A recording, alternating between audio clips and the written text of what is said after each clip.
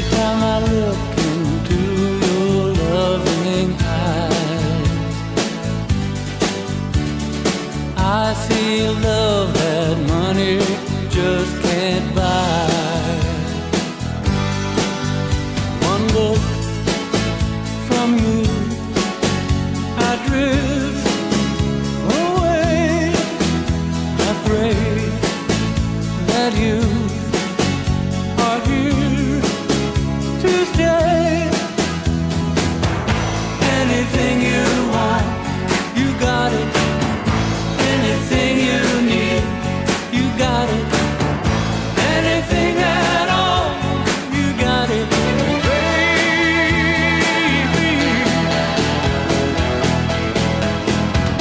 Every time I hold you, I begin to understand. Everything about you tells me I'm your man. I live my life to be with you. No one can do the thing you do. Anything you want, you got it. Anything you need, you got it. Anything at all, you got it, baby.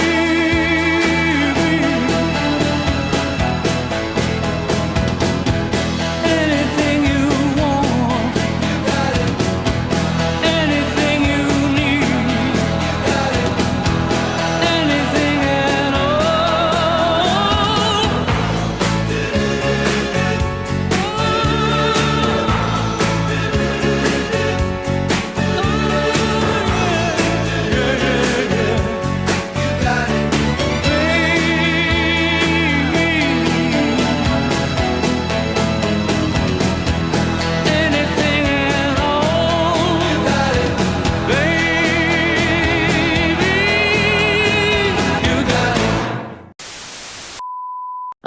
But again, to bring it back to a question you asked earlier on about, Israel and blackmail, they don't really need blackmail anymore. And I argue at the end of my book that Palantir, Peter Thiel's company, really makes it so that, that's the new Jeffrey Epstein at the end of the day. If they want to blackmail you or know something about you, they just access what Palantir sucked up about you and your search history, your communications, your finances, tweets you've liked in the past, all sorts of things. You don't really need Epstein in the surveillance era, Do you think when they said tweets are private, it was just an inducement to get us all to like what we really want to like so they can hold it against us later? It's possible if they want to hold it against you later. The disturbing thing about Palantir is that it's really about pre-crime. They were the pioneers of predictive policing. They were originally, almost everywhere they've piloted predictive policing have been low-income minority neighborhoods, where they decide who's going to commit a crime before they commit it. And that's essentially what we'll see. Administrative detention, maybe, if we go the Israeli path. But Trump actually in his first term posited this program to stop mass shootings before they happen. That would basically involve going over American social media posts and identifying if they had early warning signs of neuropsychiatric illness based on their, tweets or Facebook posts. And if they were determined by the algorithm to show those warning signs, they could be placed under house arrest or go to sessions with a court-ordered psychologist and all sorts of things. Well, some of my extended relatives better be careful because they got some wild Facebook posts. I had to leave the app. So do a lot of Americans. And it's worth pointing out that a lot of social media companies like Facebook have a lot of ties to Peter Thiel at the same time he was setting up Palantir. And that Facebook has a lot of similarities to a failed DARPA project called LifeLog that arguably Facebook was resurrected into, because Palantir is the resurrection of another DARPA program called Total Information Awareness that was so scandalous when it was announced. It was defunded by Congress, but then they realized that if they turned it into a private company, no one would complain. And that's how we got Palantir. So. Show business rules. This is a rule. You know, the rules of perception. If they're black, then it's a gang. If they're Italian, it's a mob. But if they're Jewish, it's a coincidence, and you should never speak about it. Now that we've identified what harassment looks like in the workplace, let's take a quick quiz to test your knowledge. Chris approaches Caroline in the break room and says, "Are you a freezer? Because I want to stick my meat in you." Now remember, Chris's dad owns the company and he's 6'4", so this actually does not qualify as sexual harassment. Now let's look at another scenario. Jack brings you flowers at your desk and says you look beautiful. Now, although Jack is your boyfriend of 3 years, his father does not own the company, and he's only 6 feet tall. So this does qualify as sexual harassment, and the only course of action is to sue the ever-living shit out of Jack.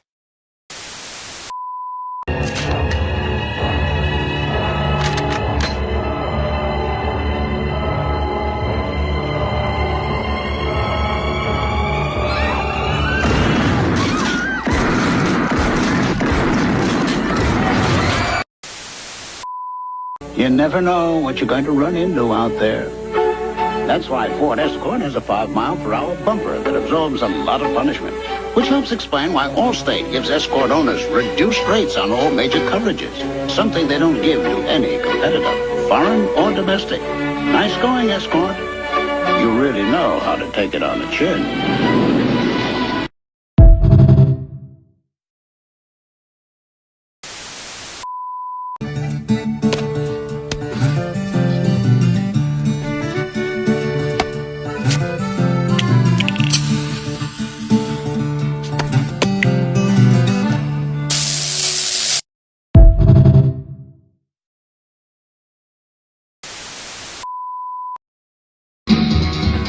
Out of the way, right?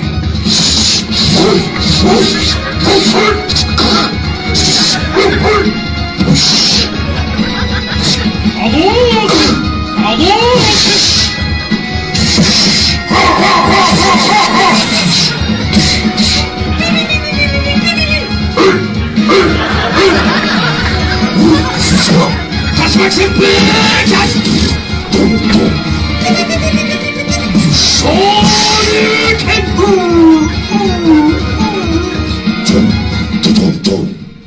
You win.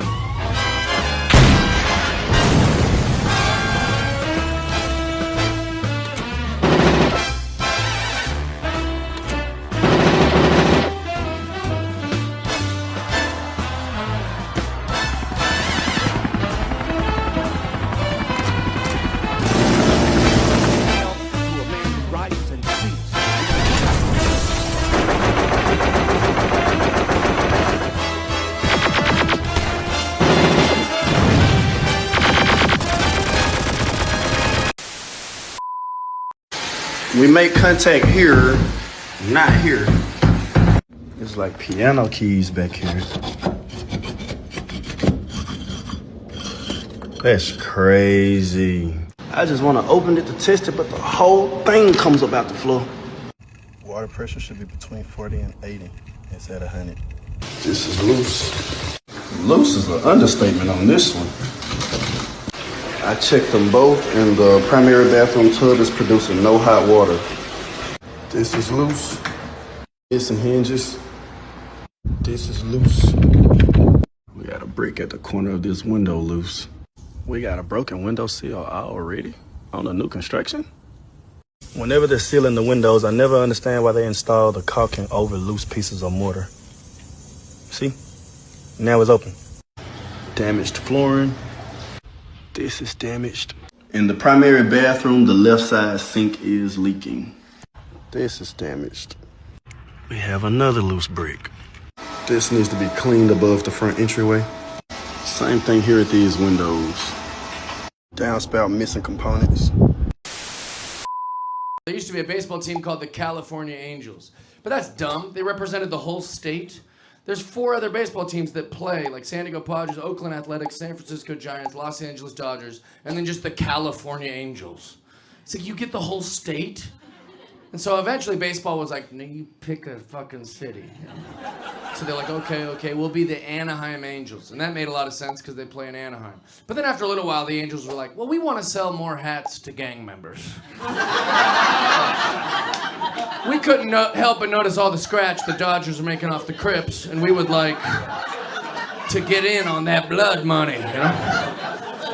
So they changed the team to the Los Angeles Angels of Anaheim. That's the stupidest fucking name.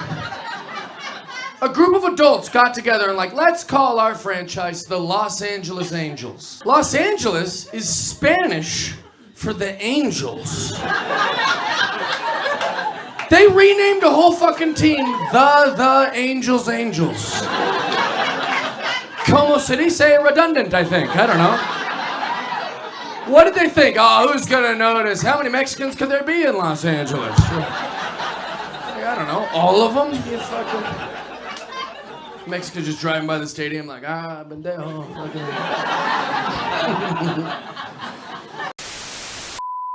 Look at this video.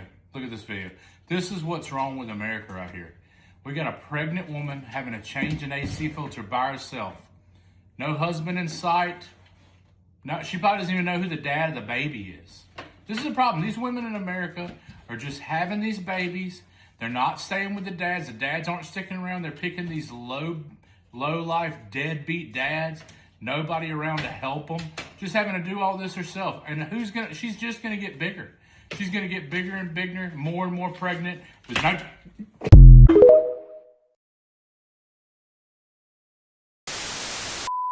No one ever thinks they'll get sucked into a cult, but it can happen to anyone. Here are 5 red flag warning signs that you've fallen prey to a predatory cult. Cults use constant lies and propaganda, indoctrinating people into believing their cult is right and good. Members and outsiders alike are shunned for disagreeing with the cult's ideology or its leaders, who are believed to have superhuman qualities. They're discouraged from asking questions or thinking critically and are unable to change their minds even when presented with clear evidence of corruption, incompetence, deceit, misconduct, and evil. Cults constantly engage in black and white thinking and fear of the outgroup. We're good, they're bad. We're enlightened, they're brainwashed. We're right, they're wrong. Only our group is moral. Collectivism is key. Cults exploit you financially, taking your money and providing little to no accountability as to how they spend it. They'll insist it's for the good of the group and shame you for not contributing. Cults emphasize special doctrines and set rigid rules and regulations that demand strict obedience. You're punished if you dare to disobey these rules or fail to comply exactly how they expect you to. You might even be punished even when you comply fully or haven't disobeyed at all. Authority is paramount across all variations and brands of cultism, and defying it is sin that warrants brutality. Cults demand intense loyalty to the group and its leaders, who are considered to know best what's right for everyone. Because of this, there's never a good reason to leave. If you do, it's because you're wrong, bad, crazy, and a threat to the security of the group. If this is you, don't panic. Simply stop making excuses for psychopathic authoritarians of all partisan persuasions who rule over a system that has trained you since birth to make moral exceptions for their depraved, violent, megalomaniacal monopoly over your freedom. Take responsibility for your life and claim your own self-worth so you aren't susceptible to the false promises of these manipulative power mongers who convince you your subservience to their power sets you free. The cult leaders and their enforcement henchmen can't control people if their followers stop believing in their propaganda, refuse to buy into their fake authority, and start believing in themselves. Sound like too much work? It's still not as hard as facing the ramifications of being a slave to a death cult that's rapidly destroying humanity.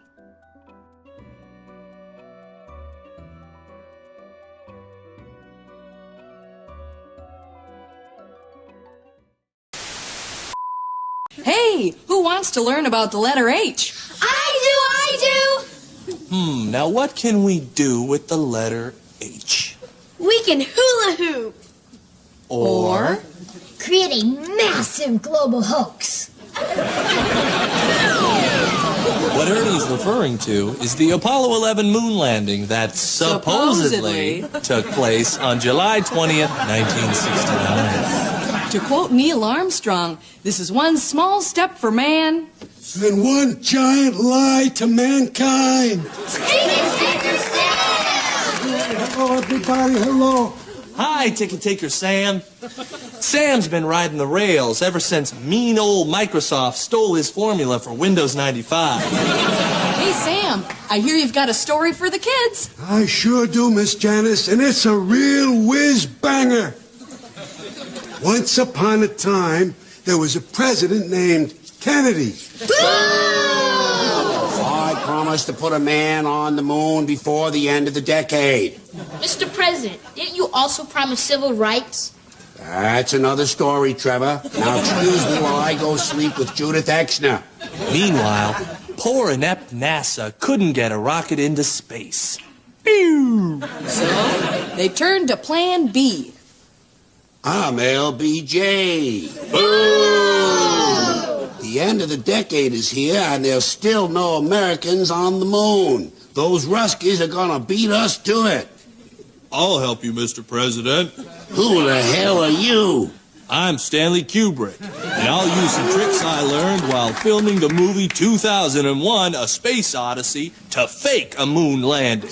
And we're the Mafia, and we'll fund your scam to build a secret soundstage in Las Vegas. Good. While people think they're in space, we'll keep the astronauts busy with whores and gambling. Then we'll pay them off, or brainwash them, or kill them. The end. Yay! Squawk? But is there any real proof it was a hoax? Squawk! Is this proof enough, Gully Bird? Wow! From the Free Press, this is Honestly, and I'm Barry Weiss. We started this podcast 9 years ago because a white woman in Minnesota served a chicken quesadilla to a man and was immediately accused of cultural appropriation. That man's name was George Floyd. When J.K. Rowling had the audacity to suggest that penises and vaginas were different, we did a 72-part series on the fallout from her comments, including interviewing many of her slaves.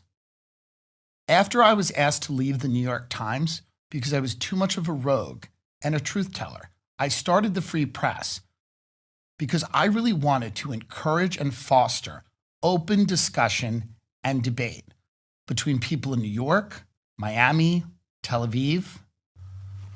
I am a huge supporter of freedom of speech. It's one of the things that I find most important. When David Ellison called me and said, "Would you like to run CBS News?" I had to think about it because I really enjoyed my blog, my 17 listeners, and this podcast. But I ultimately decided that $150 million was enough money to come into CBS News and turn it. Welcome to The Independent Review, a weekly podcast where we bring you the latest from the world of independent journalism. All right, man.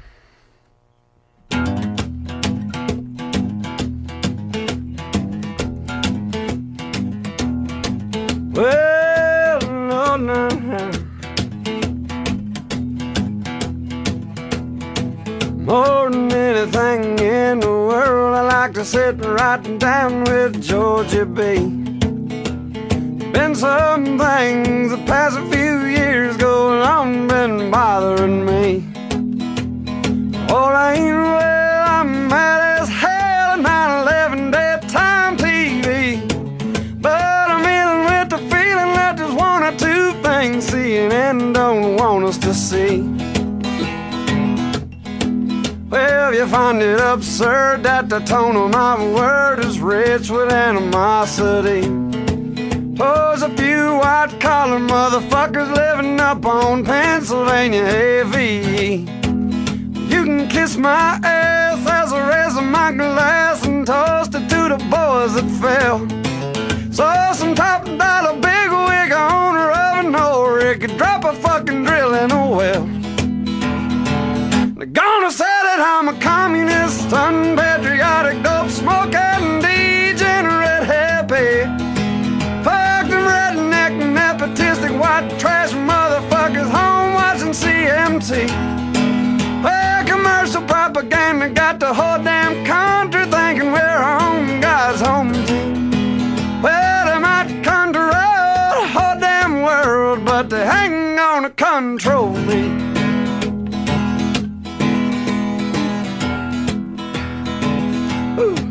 Well, I served a little time myself, but don't get me wrong, I ain't trying to brag. A lot of mamas like mine kissed her boy goodbye, and in return they got a folded flag. It's the same old story time after time. Oh God, how did he die? Well, I'm sorry, man, but don't give a damn about the where, when, or the why. They're gonna say that I'm a communist, unpatriotic, dope smoking, degenerate hippie. Fuck the redneck, white trash motherfucker sitting on their ass watching CMT. Well, commercial propaganda got the whole damn country thinking we're on God's home team. Hey, they might control the whole damn world, but they ain't gonna control me. They ain't gonna control me.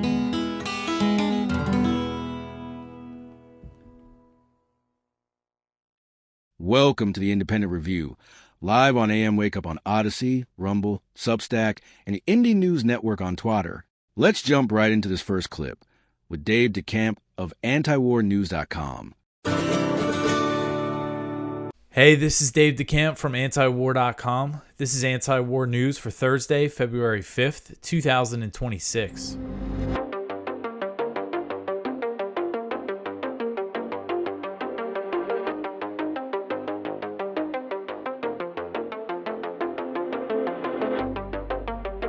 All right, the first story at the top of antiwar.com today. Moscow says the U.S. and Russia are no longer bound by New START. So the Russian Foreign Ministry said in a statement that it believes the U.S. and Russia are no longer bound by New START, the last remaining nuclear arms control treaty between the two powers that is set to expire on Thursday. So the Russian Foreign Ministry put out this statement on Wednesday. I'm recording this late Wednesday night here on the East Coast of the United States. So it is Thursday. It is February 5th in Russia. There's no time specified when exactly the New START expires. As I understand, it's typical for treaties that like the expiration day, it officially ends at the end of that day. So I think that there's some kind of possibility, some hope that maybe on Thursday, Trump will get on the phone and say, okay, I agree with Russia, with your offer to maintain these limits for another year. But I mean, we haven't seen any indication from him or anyone in his administration that they're going to do that. But this is what the Russian Foreign Ministry said, quote, "In the current circumstances, we assume that the parties to the New START are no longer bound by any obligations or symmetrical declarations in the context of the treaty, including its core provisions, and are in principle free to choose their next steps," end quote. And so the New START treaty caps the number of nuclear warheads that each side can deploy at 1,550, and it limits the number of deployed and non-deployed strategic launchers to 800. The Russian Foreign Ministry statement noted that Putin has offered to continue these limits to, buy time basically to negotiate a replacement treaty. This picture here, this is Barack Obama and Dmitry Medvedev signing the New START treaty in Prague in April 2010 when Medvedev was the president of Russia. So the Russian Foreign Ministry said, this is what they said about Putin's offer to Trump, quote, However, no formal official response from the United States with regard to the Russian initiative has been received through bilateral channels. It means that our ideas have been deliberately left unanswered, end quote. So Medvedev, the former Russian president, he's the deputy head of the Russian Security Council. And again, he's the one who signed the initial New START treaty in 2010. He mentioned the end of the treaty in a post on X. He wrote, quote, "That's it. For the first time since 1972, Russia, the former USSR, and the U.S. have no treaty limiting strategic nuclear forces. SALT 1, SALT 2, START 1, START 2, SORT, New START, all in the past," end quote. And he also included a meme, a Game of Thrones meme that said winter is coming. Marco Rubio, the U.S. Secretary of State and also Trump's national security advisor, he was asked about the treaty's expiration on Wednesday. He said he had no announcements about that. And then he repeated the line that any arms control must include China. And that's something the first Trump administration was saying as the New START was set to expire before Biden came in, and Biden and Putin agreed to do a 5-year extension that was built into the treaty. There's no longer any built-in extension that they can do. That's why Putin offered, just a mutual, okay, we'll keep these limits until we negotiate another thing. But it was the first Trump administration, they were essentially saying, oh, we're not going to do anything unless China gets involved. The problem is China has significantly fewer nuclear warheads than the U.S. and Russia. They have a few hundred, but somewhere around, I forget the official estimates. The Pentagon always puts out this stuff about these projections about how China's rapidly building new nuclear weapons. But as things stand right now, they have far fewer than the U.S. and Russia. So their position is that the U.S. and Russia need to drastically reduce their nuclear stockpiles before entering a trilateral deal. And China's foreign ministry was asked about this week with this stuff in the news. And this was their response. The Chinese Foreign Ministry spokesman said, quote, "China's position on a trilateral negotiation with the U.S. and Russia on nuclear arms control is clear. China's nuclear strength is by no means at the same level with that of the U.S. It is neither fair nor reasonable to ask China to join the nuclear disarmament negotiations at this stage," end quote. Arms control experts have warned, of course, that the expiration of this treaty could lead to nuclear deployments. And I think it's possible that we could see this basically right away, that the treaty expires and the U.S. and Russia start deploying more nuclear weapons. And I mean, the world is at a very dangerous place. And, it's not much with all this stuff going on in the Middle East. I haven't talked too much about, what they call the great power competition between the U.S. and Russia and China. But the war in Ukraine is still raging. There's all this talk and about getting more missiles, longer range missiles to Ukraine. So you have this treaty expiring with this backdrop. Also tensions with the U.S. and China over Taiwan, which we're going to get into in another story tonight. And now no arms control. I mean, this is a really dangerous situation here. And it seems like Trump and the people, you have the arms lobbyists, the ones who want to build more nuclear weapons, who want more ICBMs, or things like that. They're getting excited here, with this prospect, and there's just so much money behind building nuclear weapons, modernizing the U.S. nuclear triad, that there's so many interests that want this to happen, that want the world to become a much more dangerous place. And of course, Americans don't want that. As I mentioned, what was it, last week that I covered this, or was it this week? I don't remember. I guess this was my first week back, but there was a poll that showed overwhelmingly 87% of Americans said that the U.S. should have accepted Russia's offer. And this is something I don't think many Americans are aware of the details of exactly what New START is. But the instinct is, yes, arms control is good. There's no need to build more nuclear weapons. We should reduce them. That's just the instinct of your average American, average person in the world. All right, so the next one here, Ruda says NATO forces will deploy to Ukraine instantly after peace deal. So NATO Secretary General Mark Ruda said on Tuesday that once a peace deal is signed between Russia and Ukraine, NATO troops will instantly deploy to Ukrainian territory. So this is something I've covered a lot. Russia has made very clear, and I don't see them ever wavering on this position that they're not going to sign a deal that involves NATO troops being deployed to Ukraine, especially because one of their main motives for the invasion was Ukraine's alignment with NATO and its potential future membership. Yet you have Ukraine, NATO, many European countries just always talking about this, saying, oh, yeah, we're going to send troops. Yep, we're forming the coalition of the willing. And I do think that this is probably an effort to just sabotage any chance of a peace deal here. So Ruda said this during a speech to Ukraine's parliament. Again, this was on Tuesday. He said, quote, Ukraine needs strong support. The coalition of the willing has made progress on guarantees, as mentioned by Zelensky. As soon as a peace deal is signed, there will instantly appear armed forces, planes in the sky, and maritime support from those in NATO who have agreed, end quote. And Lavrov said on Wednesday, the Russian foreign minister, that if Ukraine asked for these security guarantees during talks in Abu Dhabi, that the talks would make no progress. And the peace talks between the Ukraine and Russia resumed in the UAE on Wednesday. No sign of any real progress. But this is what Lavrov said ahead of the talks.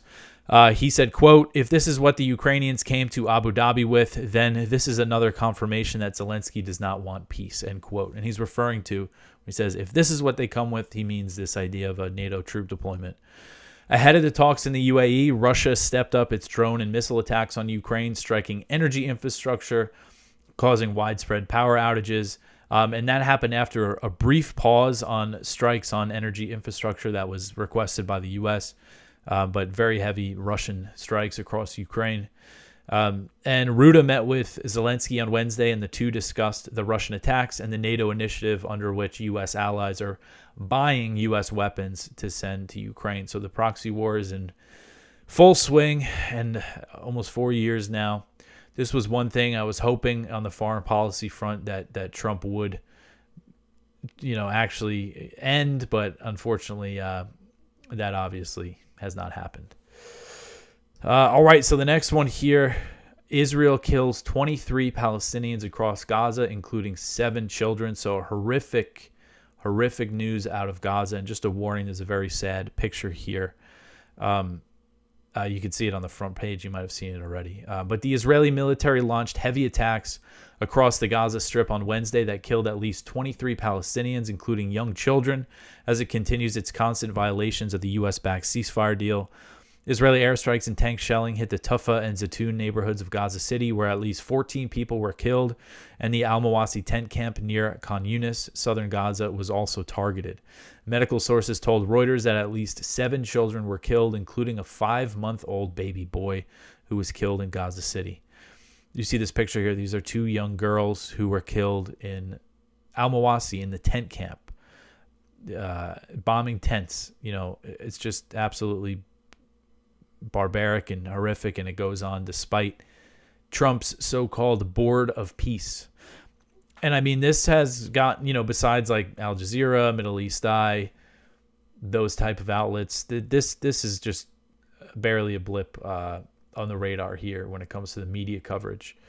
I saw Trump, he was saying in an interview with NBC on Wednesday, oh, we have peace in the Middle East. We never would have got peace in the Middle East if we didn't bomb Iran. That's like his go-to talking point. Is this peace in the Middle East here? And so here's a quote from Abu Muhammad Habouk, who lost family in the attacks in Gaza City. He told Reuters, quote, while we were sleeping in our house, the tank shelled us, and the shells hit our house. Our children were martyred. My son was martyred. My brother's son and daughter were martyred. We have nothing to do with anything. We are peaceful people, end quote. A medic was also killed. A paramedic was killed in Khan Yunis in a double tap strike. He showed up to the scene to help people, and he was killed.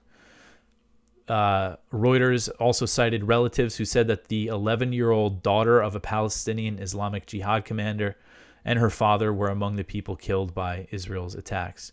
Wafa also reported that an 11-year-old girl and her father were killed in Deir el-Bala, central Gaza. So I think that's the same people. So there were strikes in the north, in central Gaza, and in the south. And Israel justified the massive bombardment and massacres by claiming that its forces came under fire near the Yellow Line, which is this vague boundary that separates the IDF occupied side. So that's how they justify it. They say, our guys came under fire in North Gaza. That's why we're bombing tents in southern Gaza. And then, of course, they called this alleged attack a ceasefire violation, but they've just been violating the ceasefire every day, killing, according to the health ministry numbers, at least 556 Palestinians and wounding 1,500, over 2,000 casualties, over 2,000 Palestinian casualties since this so-called ceasefire deal went into effect. Next, we have this short clip called The Eighth Front by Harrison Smith. I think there's another revolution coming. I tend to steer it along with the achievement of a broader peace. When history is within reach. So what Israel is fighting here is not merely a seven-front war, but an eighth-front war. It's called the Jews against Rome. Rome and Jerusalem clashed over values with a great tragedy for the Jewish people. Well, we lost that one. We have to win the next one. But the new Rome, the United States, Jews against Rome. We stopped playing defense and have moved to offense. The weapons change over time. You can't fight today with swords. That doesn't work very well. But we need the kind of genius that manufactured Apollo gold pagers and infiltrated Hezbollah for over a decade to prepare for this battle. But we have to fight with the weapons that apply to the battlefields in which we're engaged. And the most important ones are the social media. Because the next war will be decided based on how Israel and its allies perform online as much as offline. This is the Eighth Front, the disinformation campaign. It is actually this Eighth Front where our enemies believe they can actually defeat the Jewish state. This is the kind of ingenuity and inventiveness that have always been a hallmark of the state of Israel, that have always been a characteristic of the Jewish people. I know we can do it. A lot of this is done with money. Invested billions and billions of dollars in the information battlefield. Money of NGOs, vast. Money of governments, vaster. We prohibit harmful stereotypes about Jewish people, such as claims that Jews control financial, political, or media institutions. You're damn right we're going to cancel them and deplatform them. We monitor them online, social media, messaging apps, video games, cryptocurrency. Hitler admirers, Stalin admirers, Jew haters. Podcasts, short-form video, Wikipedia, LLM. American haters, Churchill haters. We monitor these people and we share the intelligence with the FBI. You think your stupid little podcast is going to change the world like hell it is? Social media, this is the new battlefield. You don't get to rap your psychotic, mental, unhinged Nazi. We do not allow Holocaust denial and distortion. And the most important purchase that is going on right now is TikTok. TikTok, number one. For every 30 minutes that someone watches TikTok, they become 17% more anti-Semitic. So you have TikTok just smashing our young people's brains all day long with video of carnage in Gaza. And so we really have a TikTok problem. Because anything that we try to say to them, they are hearing it through this wall of carnage, and I sound obscene. Anti-Zionism is just Jew hatred. We made a change. We updated our policies to designate the use of the term Zionist to recognize that the term Zionist as a proxy for a protected attribute can be used as a proxy for Jews and Israelis as hate speech. Why can't Israel be doing some sort of, counterintelligence? Right now, the ADL is co-writing Sunday school curriculum. Information warfare like this. It's building the technology to train the LLMs more effectively. Like psychological operations in America. As part of a robust framework to combat anti-Semitism, we have industry-leading policies designed with the safety of the Jewish community in mind. You're right, we control the media. So what are you going to do about it? You're going to bitch on Twitter? Like, okay. Meanwhile, we're going to control more of the media. And working with OpenAI, with Alphabet, with Anthropic, with Meta, with Microsoft, we are working with them now to train the LLMs. We also have, I think, over 24 Jewish organizations that are constantly feeding us intelligence and information. So number one, we measure and track. Number two, we monitor and disrupt. We have a whole apparatus. I have 40 analysts working full-time, 7 days a week, 24 hours a day, monitoring extremists. Monitoring campuses, digital networks, activist groups, and public officials. We have several PhDs on staff. We have a network of academics and scholars we work with around the country. I've talked to the leaders of AI in the world, and you ask yourself, there's so many blessings in this, but there could be a curse. First thing a country needs to do is to unify all of their data so it can be consumed and used by the AI model. We need to invest in intelligence to understand who are the anti-Semites, who's funding them, what's their plans, who are the leaders. And then once we have that, we can define who is an enemy we can attack.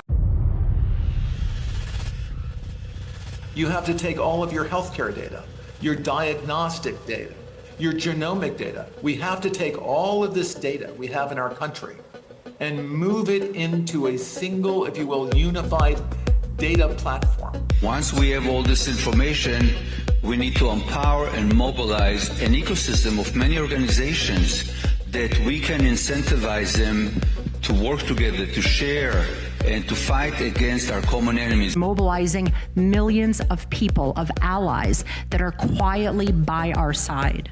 Citizens will be on their best behavior because we're constantly recording and reporting everything that's going on. You know, anti-Semites, most of these people running around, we're not going to win their hearts and minds because they don't have hearts and they don't have minds. So, you know, how are we going to, there's no reason to think we're ever going to convince them, but we can deport them, we can put them in jail, we can make their lives miserable, we can cut off their funding. You've got all these conspiracy theorists online going on and on about how, you know, if you try and say anything, if you try and do anything against Jews, they're going to come after you. We have featured more than 1,000 anti-Semites. And they're going to destroy you and take away your business, and therefore you have to be really, really scared. These Jew haters have faced real consequences, including firings, suspensions, and expulsions. And it's kind of starting to become true. We will shine a light on you that will follow you for the rest of your life. When you look for a job, when you look for a spouse, when you look for a nanny, when you look for anything. And I love that. I love it. We remove hate speech against Zionists when these harmful stereotypes about Jews are invoked. In the past 12 months, ADO's filed more lawsuits than in the prior 112 years.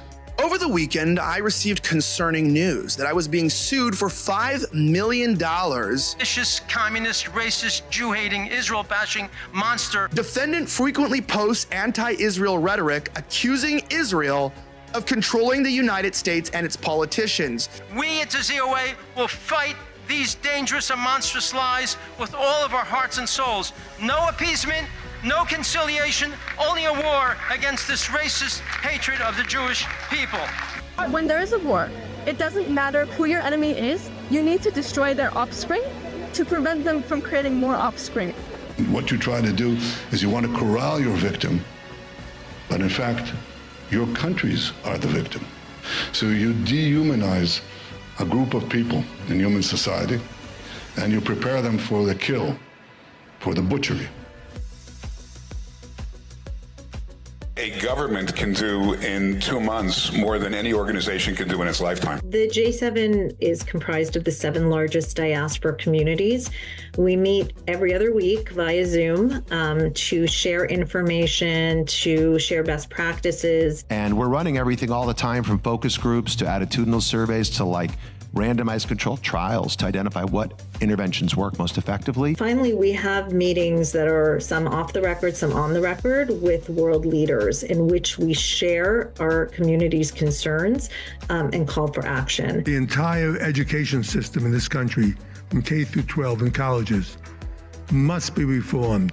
But it's time to limit the First Amendment in order to protect it. The way we solve anti-Semitism is pretty goddamn simple. Take control over what they are saying. Send their ass to jail. It's not complicated. And quickly before it's too late. We're monitoring political Islamists and Christian nationalists, all of them. And then we train. We're the largest trainer of law enforcement in America, extremism and hate. We train 20,000 officers every year. Try that again. Here because of the comments made online about the Jewish community. We deeply value our partnership with law enforcement. We've been working with them literally since the FBI was founded in the 1930s. So is that your account?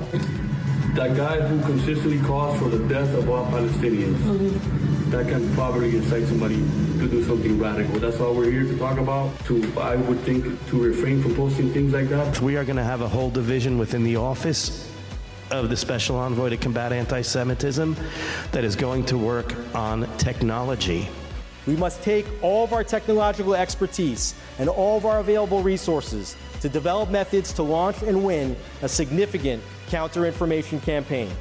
The products of our technical capacities and sometimes technical and intelligence genius, and we're happy to do it. The office is going to be revamped entirely to be one of the highest profile offices in the State Department. Because it's not working. Too many young people have never heard of the Holocaust. The only solution right now is for the governments to decide that all the Jews are a protected minority. That means that the government will be obliged to provide the security. Upgrades to security. Jewish community shouldn't have to be paying for it. But we have to pay for our own armed guards? Are you serious? To fund institutions, culture, and that everybody in Europe will learn about the Jewish contribution and why they should cherish Jewish presence. All your synagogues, all your shuls, all paid for. Everything that you need is paid for. I, for one, as a Jewish leader, will no longer talk about anti-Semitism in isolation from Israel. It's what we want immediately. If you ask any Jew, what do you want? What do you want? No more protests. No more protests. I'm not an anti-Semite. I just don't like the government of Bibi Netanyahu. No, you're a Jew hater. Would a group be banned if it accuses Israel of genocide or apartheid? If those criteria are satisfied, then that is the case. Any candidate running for a seat in this building, whether for Congress or Senate, we will target them as they target us. Accordingly, we will start a fund to help their opponents. Beginning already in Q1, hedge funds get set up in Israel so we can become another capital of finance. I'll argue we will beat London within a short decade as the second capital of finance. It's going to be New York as a gateway to America, Hong Kong a gateway to China, Dubai a gateway to Southeast Asia, and Israel as a gateway to other parts of the world. So we heard earlier about a mission, a goal to bring 1 million immigrants to Israel. History has proven that when a country starts with allowing anti-Semitism, the results are not kind to that country. I want to make a warning to somebody else, and that's American Gentiles. The minute your country is taken over by anti-Semitism, the minute you start to be a country that's not blessing Israel but cursing Israel, you have begun the process of shrinking away from your empire. And you can decide, you can stay here in New York in a declining empire, or you can come to Israel, which is part of the rising middle of the world, which is moving south and east. That's what I encourage you to do. Our faith in the American project itself has been shaken. The only serious answer to this challenge is to believe again that being Jewish is the most important thing in the world. When we're kicked out of America and America, the whole thing is done, the whole American Jewish project is done, we're gonna be fine. For decades, American society allowed Jews to live normal lives. This was a pleasant holiday from our destiny. The holiday is over. The Western culture that stands against the Jews is going down. The West will survive only if it decides to love itself and if it decides to love us, the Jewish people. The Jewish people are not normal. We never really were. And now that Israel has turned the entire geopolitical situation on its head, our job in the diaspora is to leverage those wins and win here. Do to our enemies here what Israel did to its enemies there.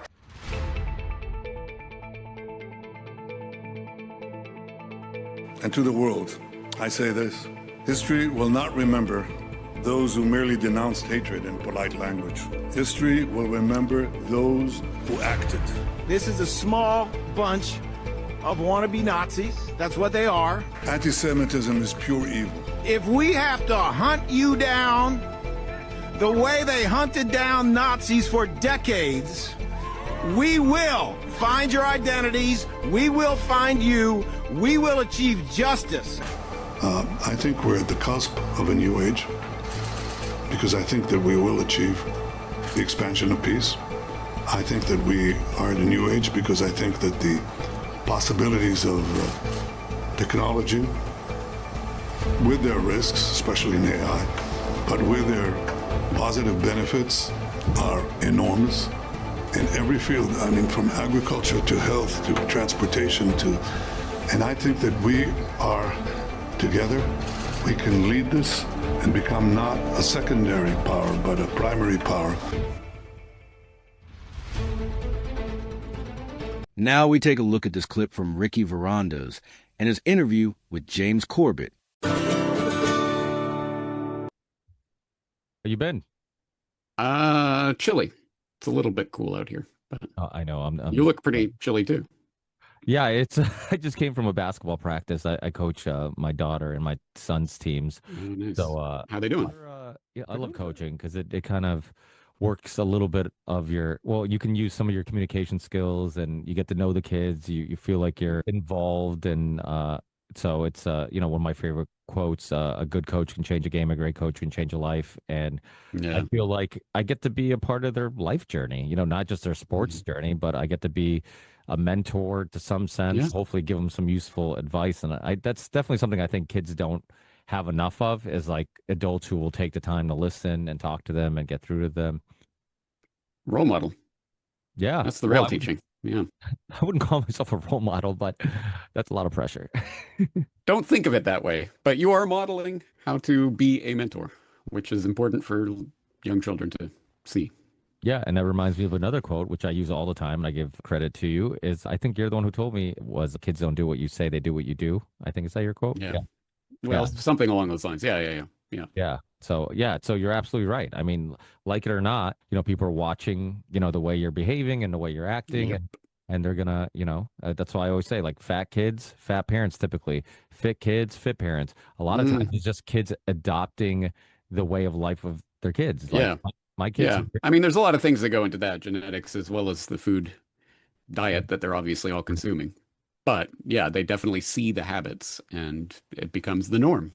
And that's one thing that I never really thought about when I was growing up was, I mean, you kind of can consciously be aware of it, but you don't really think about it. My family is not the way everybody lives, right?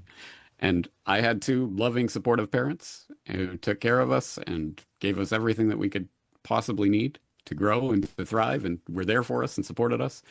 So my default is to tend to assume, oh yeah, that's probably what most households are like. No, that is not what most households are like. So you have to live a little and see more of the world to understand just how special your circumstances are. Yeah, and that's something that's really interesting and important too, is like this idea of like what is normal, right? Like normal is different to everybody. And I guess we can jump right into some of the topics. I wanted to do a special question for Corbett's show where I just ask you a bunch of questions and just kind of get your take on it. One of them is the Epstein tape that came out with Bannon. And let me get you before, I guess there's no point in me sharing my take. Let me get your take. I'm kind of interested on things that maybe stuck out, things that maybe you found interesting, things that, I guess in some sense I'm asking you to psychoanalyze them, but like this idea of like, was there any hints of his character or the way he answered things or any of the stories he told that maybe shined a light on who he was as a person that maybe you didn't know before? Yeah, well, I mean, there are some very specific things. Like, for example, I should have known this, but I did not know that he was a member of the Trilateral Commission. They're from apparently the inception of the Trilateral Commission, at least the way he told it. Something like that. It couldn't be possible that he was there in the late 70s when it was, because he was nobody back then, but I don't know. Anyway, he said he went there in the 90s. I should have known that, but I was just learning that from that interview. But I would be hesitant to take too much out of the way that he is portraying himself in this interview, because this is very explicitly a PR project to resuscitate his image. And I haven't looked into all the details of specifically how he had contracted Bannon to do this. And, I'm sure Bannon says, oh, he was going to make a documentary about how big a monster Epstein was. Yeah, that's what he was doing. But it's a very glad-handing interview in a lot of ways. Still, having said that, so this is a PR effort, so let's not take it completely at face value. But there are some interesting insights. I mean, hell, for one, he admits what we, again, all should know by this point, that the Federal Reserve is a complete load of hooey that uses wizardry, financial wizardry and subterfuge to do what it does. Again, we conspiracy realists should know that, but it's always vindicating to hear it confirmed by one of the insiders.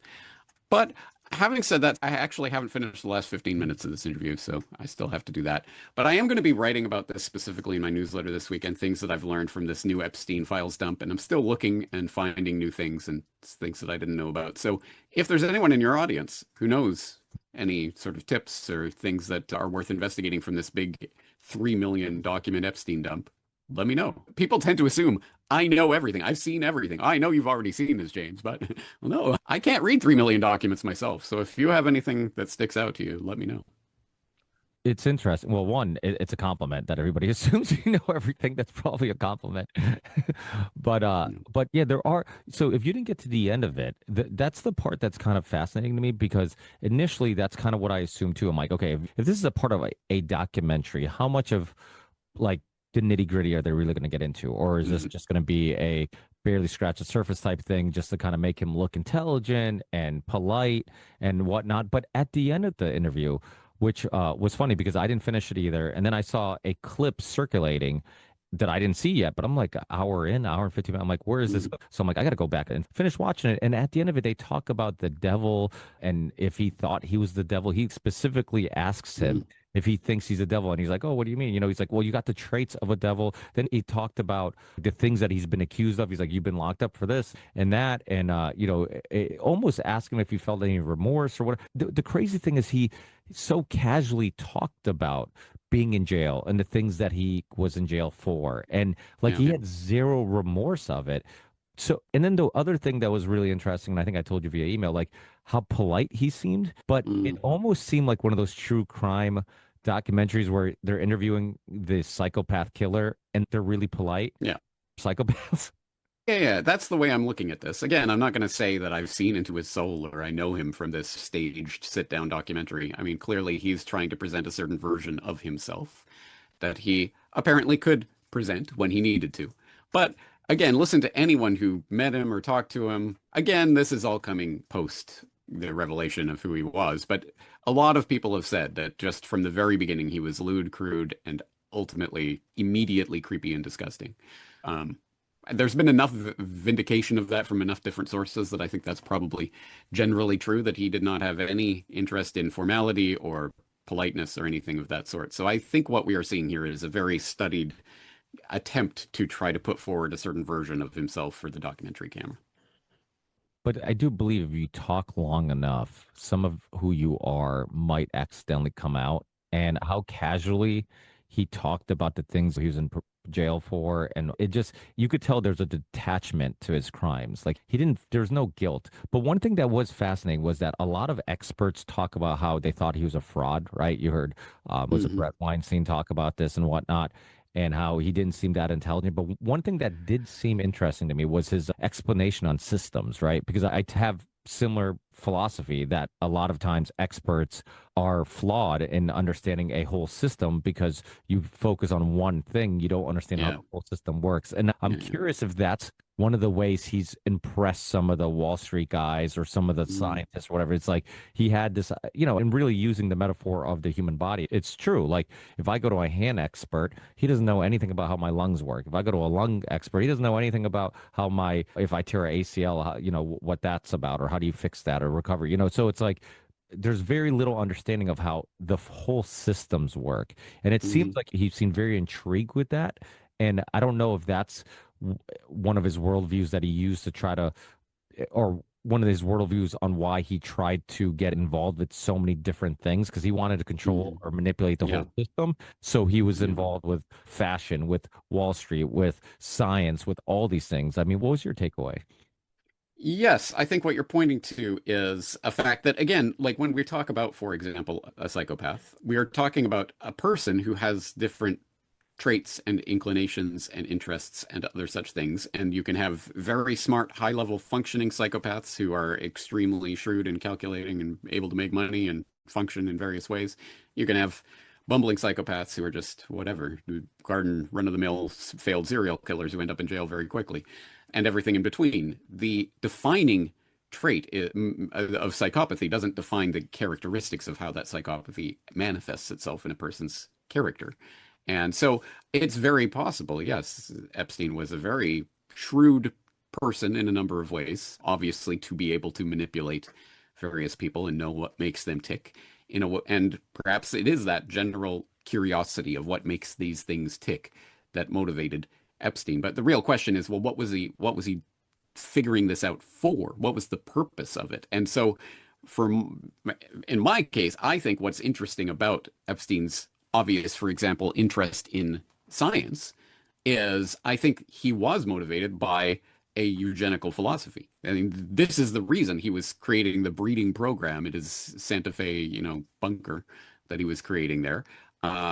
He wanted to impregnate as many women as possible to start a breeding program to carry on his genes. That's why he was hanging out with Frank Church and these other modern day eugenicists. He was very interested in that. So from that interest, of course, he wants to network and draw into his network all the highest level scientists that he can to talk about these things, or high level, like high energy physics and other such things that could be important for quantum computing and other things that will lead to the transhuman nightmare that we know he was also interested in. So again, I'm sure he was smart in his own way, or at least in certain ways. But the question is, what was he using that for? And I think it was quite obviously all about manipulation and control. And so what was his motivation? Because obviously you've done a lot of research on this. And a lot of people, Whitney Webb, our mutual friend, and many others have done, but it's hard to pinpoint exactly what his motivation was. This video was interesting because he talked a little bit about the metaphysical, like not understanding reality and gravity and quantum physics. And I think he said it in the video, like, if anybody tells you they understand quantum physics, they don't understand quantum physics, and he's not the first one to say that, but he had some type of understanding that a lot of what we say, the explanations to everything are just assumptions. And black matter, it's like we came up with that term to explain the unexplainable, but it's still unexplainable. Experts will use terms to explain the unexplainable, and then you assume because they made up that term they must have some explanation on what it is, and they don't. So that was fascinating about his outlook and kind of understanding of that.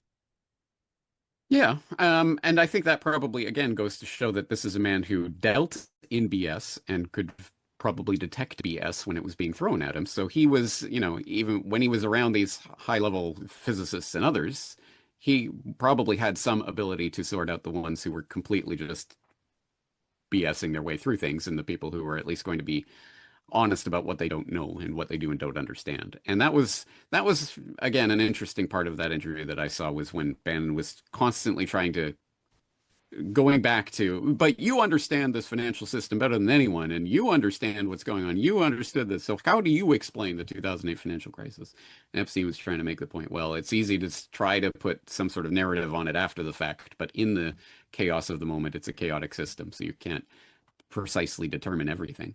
And I think that's the more honest way of looking at these things, isn't it? And that's actually the interesting part about this, if you think about it, is that, yeah, these people who rely on manipulation and deception and giving people partial truths or hanging things in front of them in order to make them do this or that, the people who are into power and control in that way probably have to have good BS detectors and have to understand the value of being honest with themselves about certain things, like what they do and don't know, because you will be more effective if you're not deceiving yourself. And then you can more effectively deceive others, I guess, would be the way that the psychopath would think of it. Yeah, that's interesting. And I guess what I was wondering was, because I was watching it, I'm like, he kind of sounds like, because the way he was talking about math and him trying to understand the unexplainable and systems, it almost sounds like, the stories you hear about, like secret societies trying to understand the nature of reality and suppressing that information from us, not wanting us to think about the metaphysical world. Some people have made the argument that that's why there's a war on religion or spirituality, because they want you to be just materialistic machines that just feed the machine, and you don't zoom out and ask those bigger questions. So like that, I was trying to figure out, I'm like, is that what he's into? Was he a part of some, because he seemed like, again, the Trilateral Committee, he was the Santa Fe Institute, the Rockefellers. I mean, he was involved with so many of these people who were either in secret societies or founded secret societies, that I'm like, I wonder if this is a glimpse of some of the stuff they talk about or suppress the public.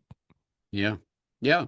I mean, I assume it is, right? I mean, again, this is a PR effort, so we have to take that into account. But yes, I mean, this does sound like the type of thing that he has talked about before, at any rate, with other people. But also, this is more of an intuitive sense with me rather than something that I could point to specifically. But I do get the sense that he is someone who has had the chance to talk to physicists and others and likes to talk about these things. But I assume he's still at the pop sci level of understanding here. It's not like he's really delving into the mathematics of quantum physics and other such things. He just sort of understands the explanations that he has no doubt been told by many scientists or popularizers of science, but I don't think he's actually able to do the work himself. Next, we have this clip from the Indie News Network.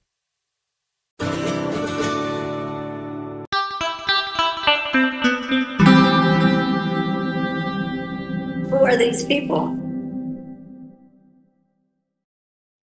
Senton Bloom in chat wrote in really interesting articles. Got any more donations? I'll need a second page. Thanks a lot. No, I won't need a second page. I think we have enough. But maybe. Nice new graphics on her Substack. Go subscribe there. Submission as strategy. How trad wives market the Christian national agenda. Let me start over. How trad wives market the Christian nationalist agenda.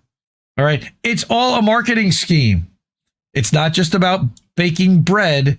It's a terrifying scam to brainwash women into voting against their own freedom. A fascinating read. And a lot of it also was talking about bot brigades. And she also did a thing about how, about botnets that she published yesterday to her Substack notes. Check that out. And how a lot of this feels like it's real, but it's really just artificial to make you feel like they're getting a lot of support that they don't really have. Number two, Steve Semler from Polygraph. That's his. All right. He's all about the numbers and charts and analysis. He points out that in 2018, the Pentagon couldn't account for $1.5 trillion in assets. Now it can't account for $2 trillion. And that it's never passed an audit once. First required in 1996, never once passed an audit. Trillions of dollars down a black hole by design. And now Trump wants to give them $1.5 trillion budget for next year when they've already got that amount in assets that they can't account for. Sure, just keep throwing money down the hole. Why not? Next, as part of his, again, House boosts military budget as Pentagon extends failed audit streak to 30 years. So go support Polygraph. That's Stephen Semler with a P. StephenSemler.com. I also wanted to give a shout out and watch this little quick video by Michael Parenti, who died this week at age 92. Legendary anti-capitalist.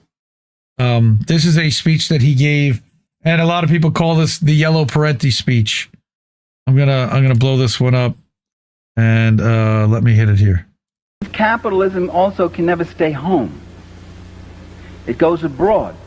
So one of the laws of capitalist motion and development is this inexorable expansion. And that means expansion into an expropriation of the third world. A process that's been going on for about 400 years, perpetrated by the Portuguese, the Spaniards, the Dutch, the Belgians, the French, the English, and most recently, most successfully, most impressively, by the Americans. That is by the ruling classes of these countries, not by the ordinary people.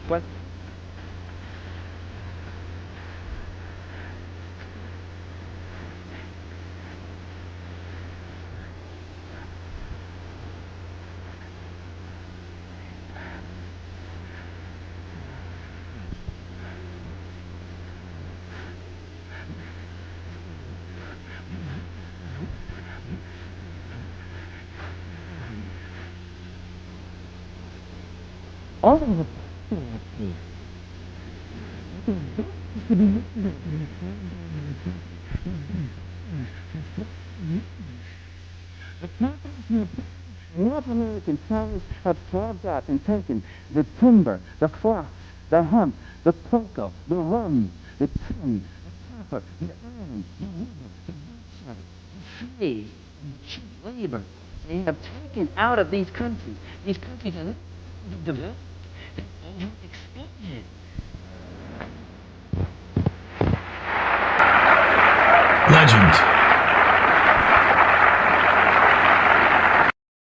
Legend. Okay, so not only so again, RIP to Michael Parenti, as Ghost Art points out. I also wanted to point out Alan McLeod, another Indie Media Award honoree. RIP to Dr. Michael Parenti, who died today. Alan interviewed him for his book on the media war in Venezuela. He was very friendly and was much more interested in asking me about my work, research, and the political situation in Scotland. His death marks the passing of one of the West's most important public intellectuals. Anyway, here's what he said about the role of the media in engineering public support for regime change abroad, something all the more significant given the current U.S. attack on Venezuela. Quote, I think the mainstream media does an excellent job for the people that they represent, which is corporate America. The mainstream media are not close to corporate America. They're not supportive of corporate America. They are corporate America. The media are owned by the super rich and are a component part of power and wealth, so their job is to paint a threatening and pejorative picture of any leader, movement, or government that tries to chart an independent course, that tries to use the land, the labor, the markets, and human resources of a country for its own development. Any country that does that, its leader is denigrated, sullied, and demonized. So I think that is what we are seeing in Venezuela, is a perfect example of that. R.I.P. Michael Parenti. Thank you for your contributions. It was eloquent. Although written and published in the 80s, Parenti's Inventing Reality, the Politics of Mass Media, remains an invaluable source for those wishing to understand how the press and the world really function. The following are all quotes from Inventing Reality. Parenti on fake news. Quote, like any liar, the press is filled with contradictions. Seldom holding itself accountable for what it says, it can blithely produce information and opinions that conflict with previously held ones without a word of explanation for the shift. Parenti on how journalists internalize bias. And I want to mention, I asked Alan about internalizing bias and vetting sources. A reporter, this is Parenti, first comes up with an investigative story idea, writes it up, and submits it to an editor. And they're told that the story's not going to run. They wonder why, but next time they're cautious enough to check with the editors first. They're told by the editor that it would be better not to write that story. The third time, they think of an investigative story idea, but don't bother the editor with it because they know it's silly. Fourth time, they don't even think of the idea anymore. One might add a fifth time when the reporter bristles with indignation at the suggestion that he's on an ideological leash and not part of a free and democratic press. And on and on and on and on and on. R.I.P. Michael Parenti.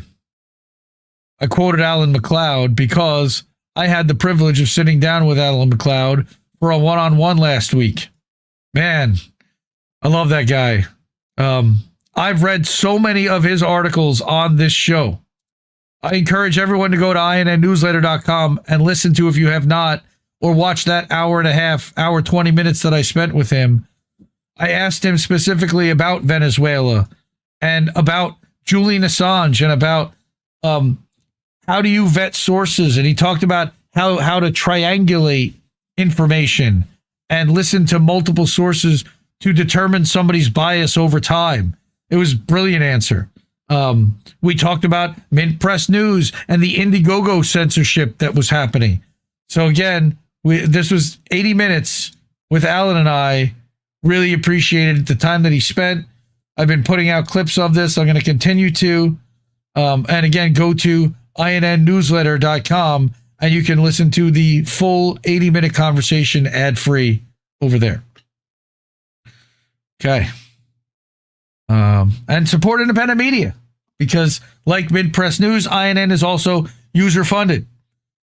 Cash App, $ Indie News Network, go-fee.com/Indie News Network, paypal.me/Indie News Network, patreon.com/Indie News Network, over at our website at indienewsnow.com, and at the Substacks at indiemediatoday.com and innnewsletter.com. Thank you, Seven Sword. That was a great interview. Flew by. Again, he was so generous with his time. It did fly by. I did get to all the questions I want to ask. So if anyone has other questions for him, things that I did not get a chance to ask, then send them to me. I'd love to ask him, and I'd love to have him back to do that. Happy birthday to Ghost Start also. But again, thank you for sticking with me and for... Next, we have this clip with Garland, Nixon, and Steve Poikonen. This is Steve. This is Steve and I, and you know, that's the best I could do on short notice, but I think that's pretty good. We are ready for action, buddy. We are ready to find out what's happening and handle it up. Don't trust us. We're ready to give you the Ray Epps treatment. Hey, look over there. Reach over to that pile of bricks, that freshly delivered pile of bricks, and grab a brick, and we'll enter the Capitol and start throwing them at people. That's what I'm thinking. That's so funny. I look like Brett Favre's unfamous younger brother. Exactly. That's fantastic. That's great. That's good stuff right there, man. You got to live with that stuff. At any rate, let's start with AI. My God, I watched let's see, what was the good ones? My favorite AI movies were, of course, Terminator. What was the one with the girl? Ex Machina. Did you see Ex Machina? Fantastic. Now, the one with the little girl that was the toy was kind of child, but it was worth watching. The little girl that had a toy, and then of course it went bad and started killing people. You know the one I'm talking about, Megan. Oh, that's right, Megan. I never saw it, but it was a B-movie-ish, but it was kind of fun. You know what I mean? In a B-movie-ish kind of way. And then another good one, Megan, what's her name? She's really gorgeous. She was in the first term. Megan Fox.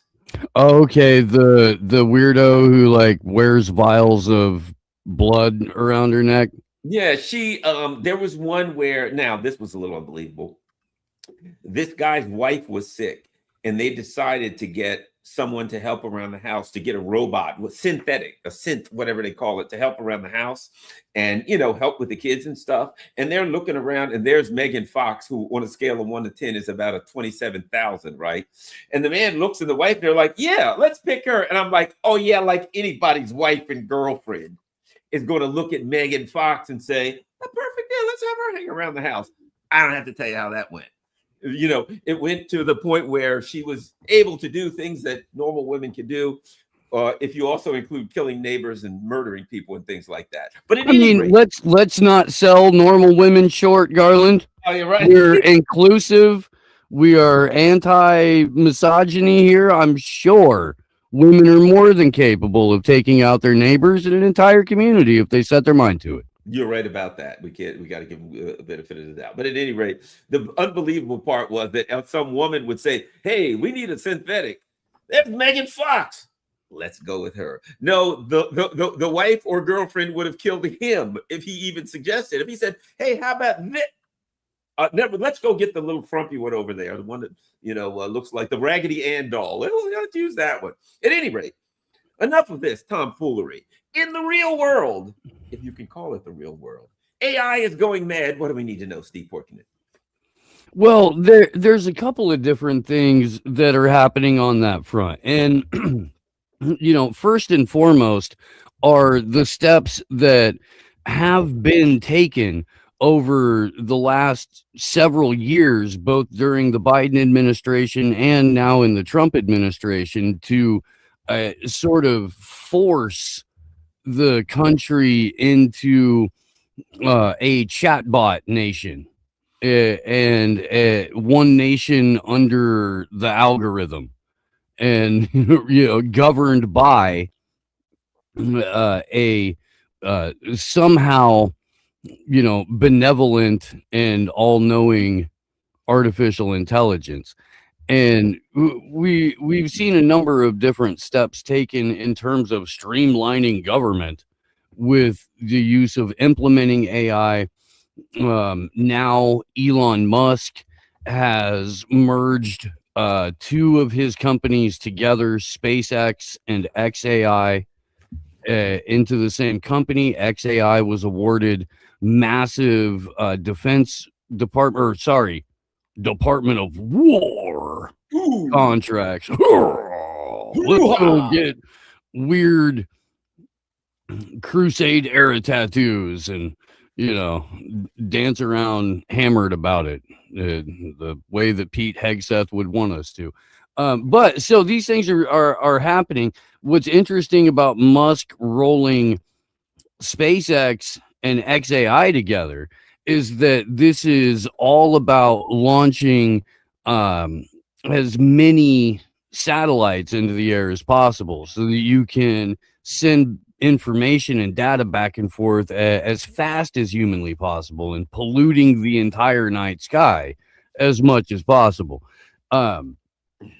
XAI started out as a DARPA program, and it was discontinued as a DARPA program in late 2021. Just a couple of months later, Musk was in the process of purchasing Twitter.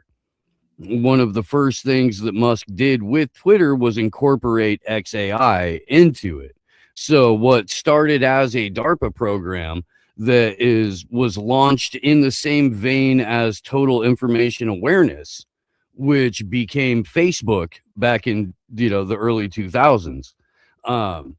Now XAI, launched as a DARPA program, is front and center not just on Twitter, but it's also going to be a communications backbone for the Pentagon. Wow. I think I'd much rather go with Megan Fox right now. Right. Than XAI, because at least if I'm going to get killed, I'll put it to you like this. If I've got like an AI that's going to hunt me down and kill me, I want it to look like that. All right. Because every woman knows that if you were picking out somebody to kind of hang around your house and take care of the kids and stuff, every woman would choose her, surely. Right. Yes, exactly. Especially if the reason you're getting an in-home assistant is because you, the wife, are working a lot. Oh, yeah. Right? You would definitely want robot Megan Fox hanging out at your house while you're not there all the time. I'm sure that modern women are much more comfortable about these sorts of things. It's possible. It's possible that once you got robot Megan Fox in your house and you're the wife, you start taking a little bit more time off of work too. Maybe. I don't know. I'm not here to judge. I'm not. Well, she's a good wife. She wants to make sure that her husband's well taken care of when she's at work. And from the looks of things, but from watching that movie, he got well taken care of.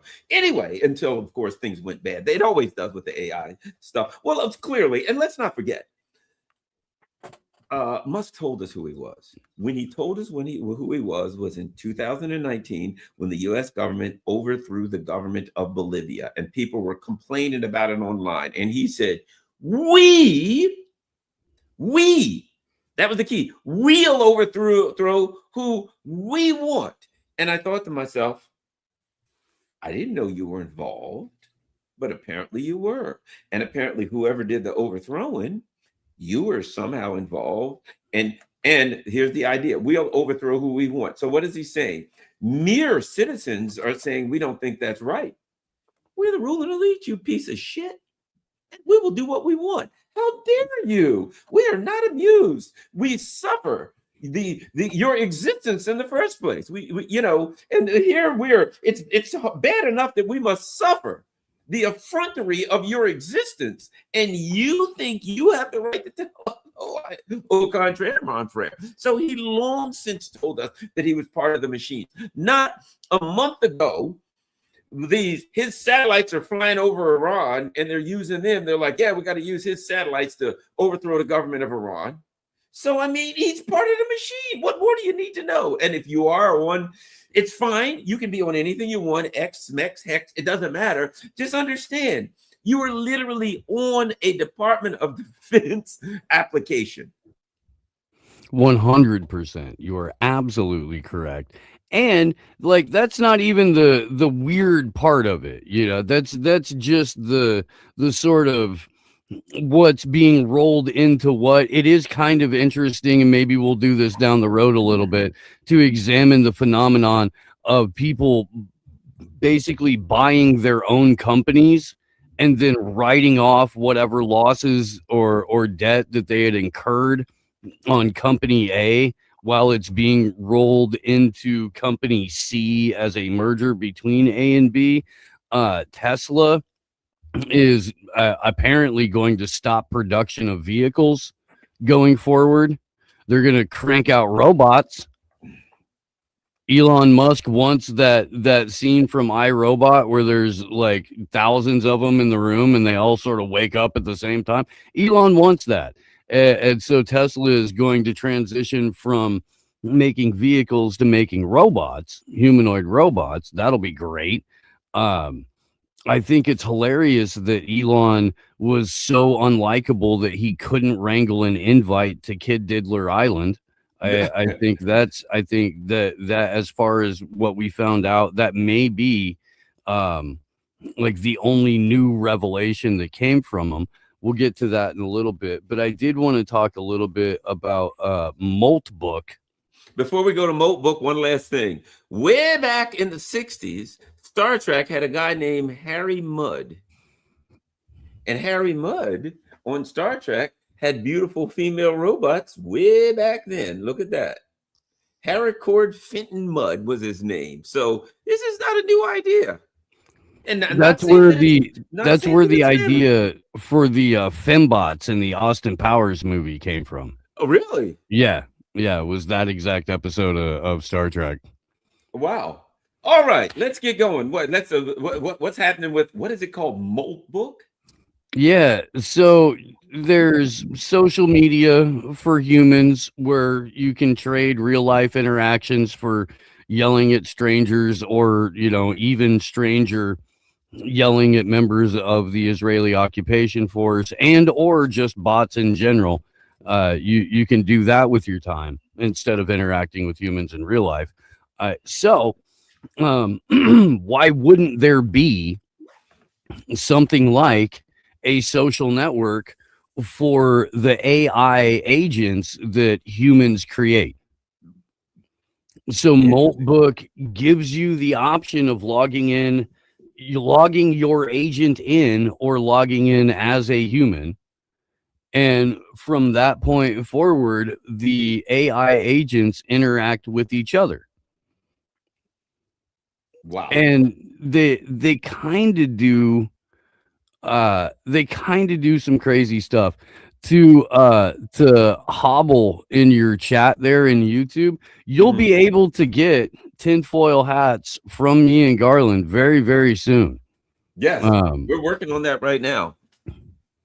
Yeah, I should call him today. I haven't talked to him. Yeah, we're within the next 2 weeks, we'll have our tinfoil hats ready, and there'll be actual tinfoil. I mean, that'll be similar, not exactly what you see, but that's kind of the principle we're getting at there. Hats with tinfoil on them. Right. We could do up an entire like actual silver hat version if you want to be all the way outside about it. Yeah. You know. Yeah, we can do it. We could got a bunch of different ways, but we're looking at doing our tinfoil hats, because you are nobody if you don't have a tinfoil hat. How's that? And from the things that were found out in the Epstein files, then perhaps your tinfoil hat's the way to go. Anyway, let's get back. AI agents, isn't this great? Well, now let me ask you this. One might ask, what is an AI agent, and how can I get one? So an AI agent is just simply it's like a personalized version of Chat GPT that people themselves can create, code into existence. Okay. Or you can go and you can get them from several other sites. What the agents do, in theory, is assist you in your random day-to-day interwebs tasks, and they'll kind of do like the thing you have when you're kind of like a Siri, kind of like the thing that you have on your Galaxy phone or whatever, kind of one of those things. Yeah, but they'll do anything from like your shopping to ordering, or filling out various forms and stuff like that. Theoretically, you could assign your agent to go sit through the TurboTax process for you if you wanted to. And now these agents have a place to network together on Maltbook. Jeez. And Right, so they well- can all get together. Well, because, I mean, let's face it, it's kind of boring. You're not in the real world and you need things to do. And I guess, maybe plotting for the destruction of humankind so that you can eventually replace them with screamers or something, what might be a good idea. Where else you going to do it? Right. Well, that would be hilarious if they started doing AI agent, freaking news roundups and stuff like that with AI anchors and stuff. We may not be that far out from it. Where it comes from is there's the Claude AI, which is one of the other, the rivals to like ChatGPT or Grok or something like that. And Claude AI assigned the name Molt to their assistants, the agents that you could get going through Claude AI.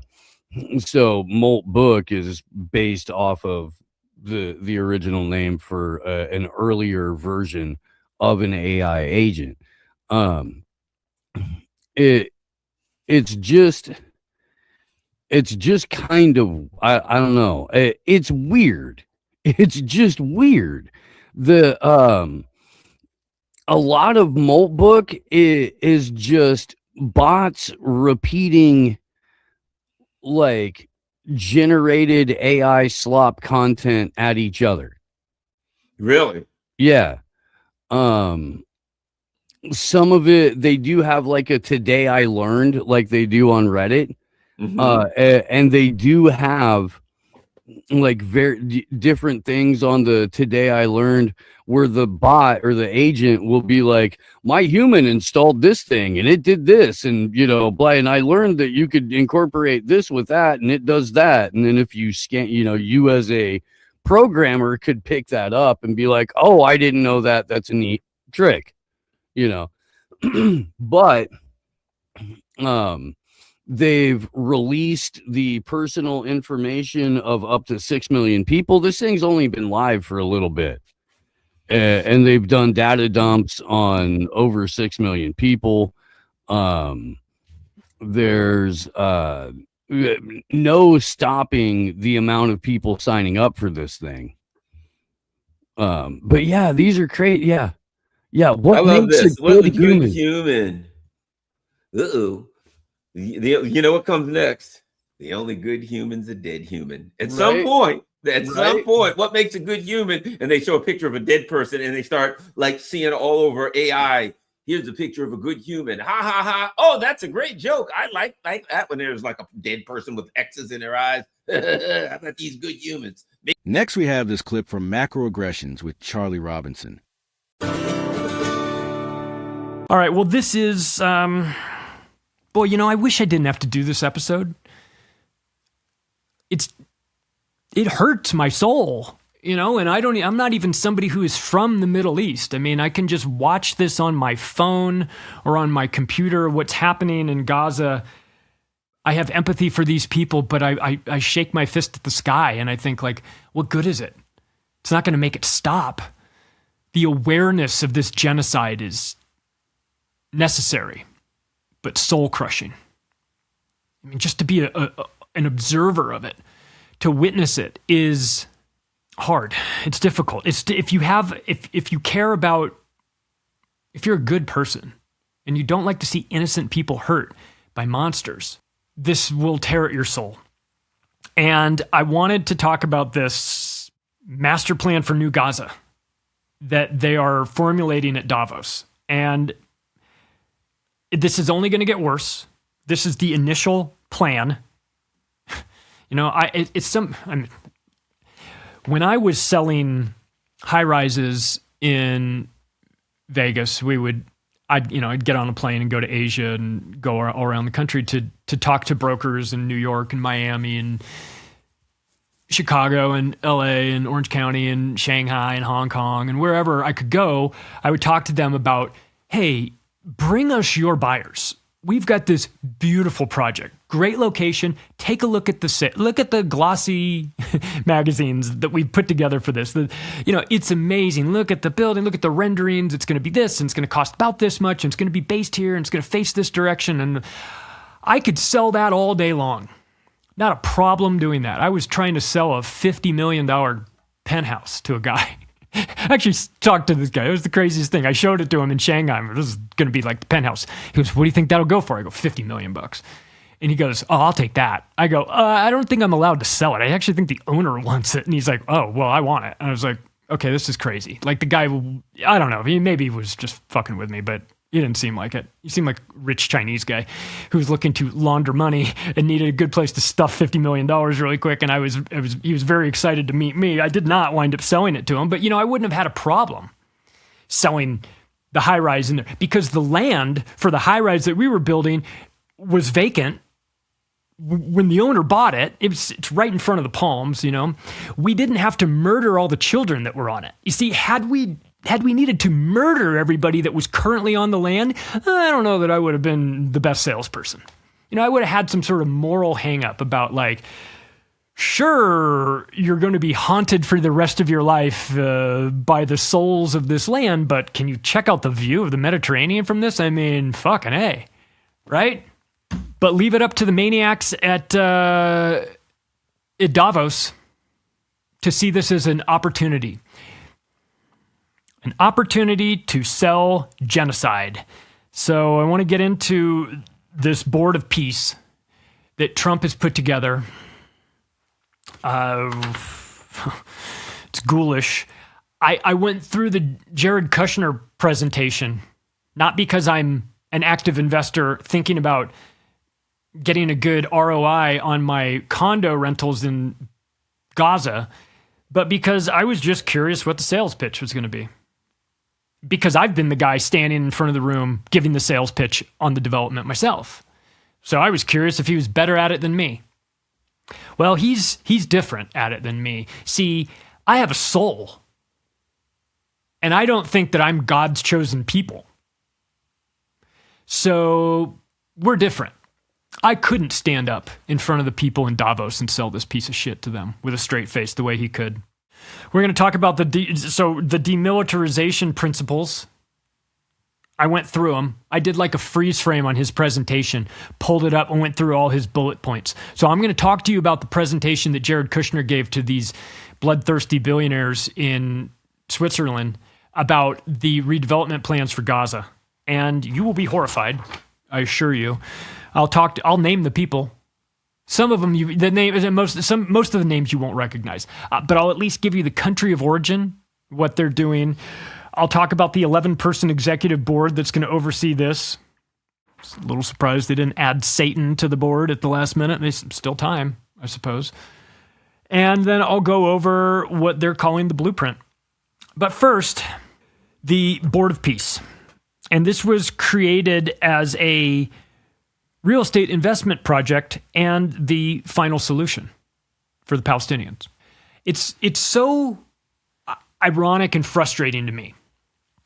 You see, I'm against genocide, and I'm against the final solution, be it Jews or Palestinians or anybody. But my entire life, all I heard from Jews was the Holocaust, the Holocaust, the Holocaust, the final solution. We're such victims. Please, won't you be sorry for us? We're always the fucking victims. Now you are doing the genocide. Now you are slaughtering the children. Now you are doing all of this. And you're calling it a final solution. You motherfuckers. I don't want to ever hear you complain about the Holocaust, the biggest fraud in the history of history. But they see this as the final solution to the Palestinian problem, right? The final solution to the Palestinian problem. The problem, reaction, solution. Problem. We've got all of these Palestinians on our land, you know, the land that God, the real estate developer, gave us 3,000 years ago. You remember that? He quit claim deeded it, titled it to us. We went through the title company. We got it all notified, certified, and everything. We put it in our safe. We have the deed to this fucking property. We've had it for 3,000 years. How dare you brown people come in here and squat on our land that the imaginary man in the sky gave to us in a land deed that doesn't exist? I don't want to ever hear you guys talk about the final solution again. When you guys come out and talk about how this is going to be the final solution for the Palestinians, you motherfuckers.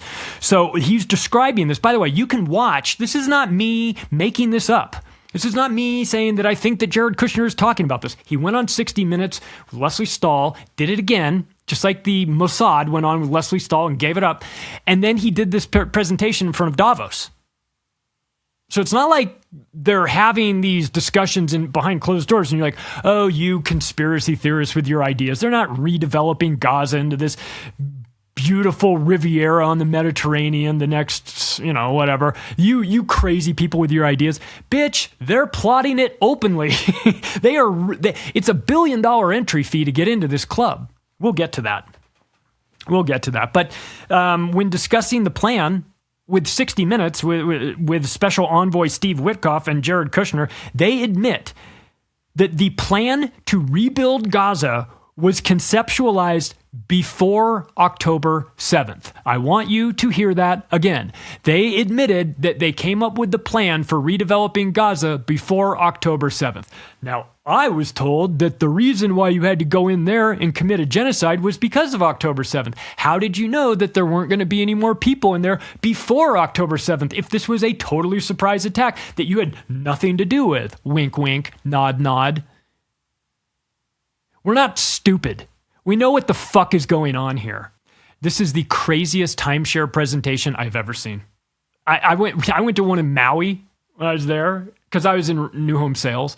And they're like, hey, you want to come to this timeshare presentation? I knew I wasn't going to buy one. I was like, let's see how good this salesperson is. Fine, I'll go. What are you going to give me? You know, like I started negotiating. What are you going to give me?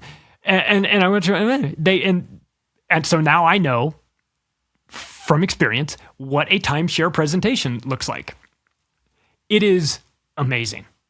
They're really good at what they do. They have like 3 hours to sell you something that you don't need, don't want, and will try to return the minute you get home. And they do it. They do it very well. They're good at selling it. So when I saw this, I thought, let's hear it. Give me the timeshare presentation. I'm curious to know. I'm looking for something that will signal to me that I'm just about to hear some of the dumbest shit I've ever heard in my entire life. And I got it. I got it right off the bat from Jared Kushner. When he described this, when he described the redevelopment as being, quote, for the people of Gaza. Are you talking about the dead ones? Because they're all fucking dead. Or is this for the people of Gaza, for the children of Gaza or the dead children of Gaza? Is it for the people of Gaza? So they're going to get to live there in these places? No. They're going to get to go to the luxury casino? No. They will be indentured servants working there. No, actually, between you and me, they'll be relocated to Somaliland if they aren't sunk in a boat on the way out there. Oh, you know, those boats, they're on their way there. Something must have happened to them. They push all the people overboard. So this presentation, like any real estate developer, and I know quite a few, without exception, they're all scumbags and liars. You have to be a real estate developer. You are selling a vision of something that doesn't exist. When you're doing it's one thing if you build the building and it's there and then people can walk in. I'm talking about selling things. I'm talking about if you're, like in my case, when I was in new home sales, I sold houses that didn't exist. I sold houses that you had to pick the lot and then build the house. I could sell houses all day long that were like there to build. But I sold 12 houses in one day that didn't even exist. That people had to go out, pick the lot. We picked the lot and pick which house you want on it. And then it's going to take 4 months before we even start because we're building like crazy and you're behind. You know, there's only so much we can do. And then it'll take 8 months before it's done once we start it. So you'll get this house in a year. So I know a good presentation when I see one. So when they start the presentation off with, this is for the people of Gaza, I know I am dealing with some legendary bullshit, okay? Then they followed it up by saying that the entire development was going to be done in 2 or 3 years. 2 or 3 years. Well, I understand that this is Palestine and not the United States. You wouldn't even get through the permitting process in 2 or 3 years in the United States. Fuck, you're going to build there? You haven't even cleared out all the dead people. Rubble yet. 2 to 3 years. They say they're going to build it in zones to create new Gaza and new Rafah. You know, the people that were there before, they didn't ask for new Gaza. The expected GDP, so they go on and they say, well, listen, this real estate development is going to be a cash flow cow. It's just going to generate tons of revenue. In fact, they have estimates for it. I want you to just for a moment, put yourself in the minds of these people. Currently on this land, there are children who are blown to smithereens. Everybody who is still alive is starving to death. There's no water. The Red Cross isn't allowed in there. The media, when they go in there, are shot in the head. They just killed killed 3 journalists last week, including a CBS journalist. Then Barry Weiss went on TV and said it was the CBS journalist's fault for being there because she's a Zionist. You are discussing a piece of land that is currently experiencing hell on earth. But don't worry about that because the expected GDP in 10 years is $10 billion. That's according to Jared Kushner's number. In 10 years, that land that's not doing anything now except, housing non-human crickets and goyim and bugs, bug people, that could turn $10 billion a year in revenue. But since this is, quote, for the people of Gaza, the expected annual household income in 10 years, you're going to go from, starving to death to making on average $13,000 a year. Which, by the way, you may be going, God, that's nothing. That's a lot in the Middle East. Like they're putting that number out as, isn't that great? Like Americans look at that and go, $13,000 a year, that is fucking starving, right? But if you're in it's might as well be, it's a $300,000 a year job if you're in Gaza, right? They're expecting this place to do $10 billion in revenue, and they're expecting the people who work there to make $13,000 a year. Everybody wins, except for all the people that died. They expect 500,000 new jobs. Can I point out a logistics issue here? And I'm not trying to be a smartass here, but if there's 500,000 new jobs in construction, maybe stop killing all the men who are going to be the ones that they're going to import people from Tahiti to work there or something. I don't know. Next, we have this clip from Derp with Kurt.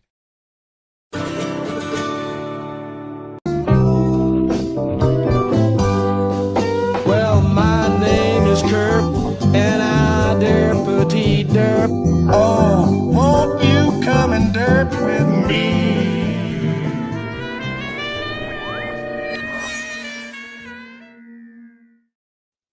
Well, hello, it's me, Kurp. What a great derp with Kurp we have today, because I'm going to talk a lot of shit about the Derpstein files. By the way, I am in the Epstein files, not to brag, okay? But I just travel in important circles with important people. So, all right, let's bring in Ben Avery. Ben, thank you for being on the Derp with this emergency Derp with Kurp. Thank you, Kurp. Happy to be here, Kurp. I want to talk to you about crypto after this too, by the way, for a long time. And I want to keep pushing it, even after you tell me you don't want it. I'm going to keep telling you, no, just hear me out. I'm going to keep saying that over and over. Okay. And every time you go, hey, I know about, no, I know you call them degens. I know. Just hear me out. And I'm going to tell you, don't worry. I don't even get the money. It goes to the kids. And then when you say, wait, what? I thought this is crypto. Shouldn't the money go to me? That's why I would bother with crypto. You just keep pushing until, and then when you walk away, I'll go, I'm not mad. It's fine. That's my encounter with the QAnon shaman. With Jake and Jelly, the rapper. Well, at least you didn't talk about. He's a rapper too? Yeah, he's a big SoundCloud guy. So he has he makes all sorts of beats and stuff in GarageBand about God knows what. Why did he call himself the Q Shaman? I don't know if that was his like artist name. I don't know. Malice That was like his Ziggy Stardust, I think. Okay, so Michael Malice let him. I went to Malice's birthday. That's when I met him.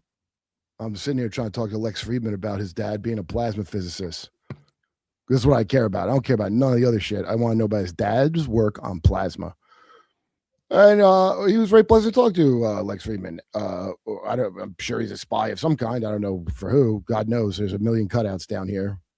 Oh, the Epstein files, which I'm in, I want to just. Did I tell you that I'm in the Epstein files? Yeah, I saw the flyer. Okay, I got to tweet it because I feel like I'm not getting the credit I should get. Again, not doing any crimes, Ben. I happened to be recording a program for Comedy Central at the time that Epstein was invited to for his birthday. And I never got to meet him. Do you know if he came to the show? No, like 2 ships passing in the night. I never. Yep.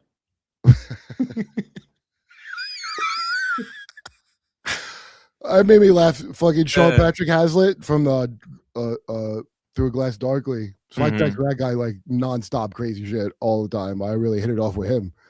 And anyway, he goes, you're in the Epstein files. Wait here. Well, maybe I should post it on Skanks. I texted this to Big J too, and on Skanks they didn't mention they just talked about how they're in it. It didn't give me my credit for being in both the Rogan sphere and the Epstein file sphere. Yeah, I'm in the file sphere. Do you understand? It's called showbiz. I know, because when I think of like, how fucking what's his name, Catboy fucking Führer's little fucking, I don't know if they're pedos or bots, but they'll like they'll keep telling me I'm a Jew as an insult. And then, well, now Goyim is their insult. They've switched. No, because he's selling gold now. So yeah. But somebody goes, you're washed up. Like somebody goes, you're washed up, which is hilarious because no, actually, asshole, I'm in the fucking Epstein files. So jealous.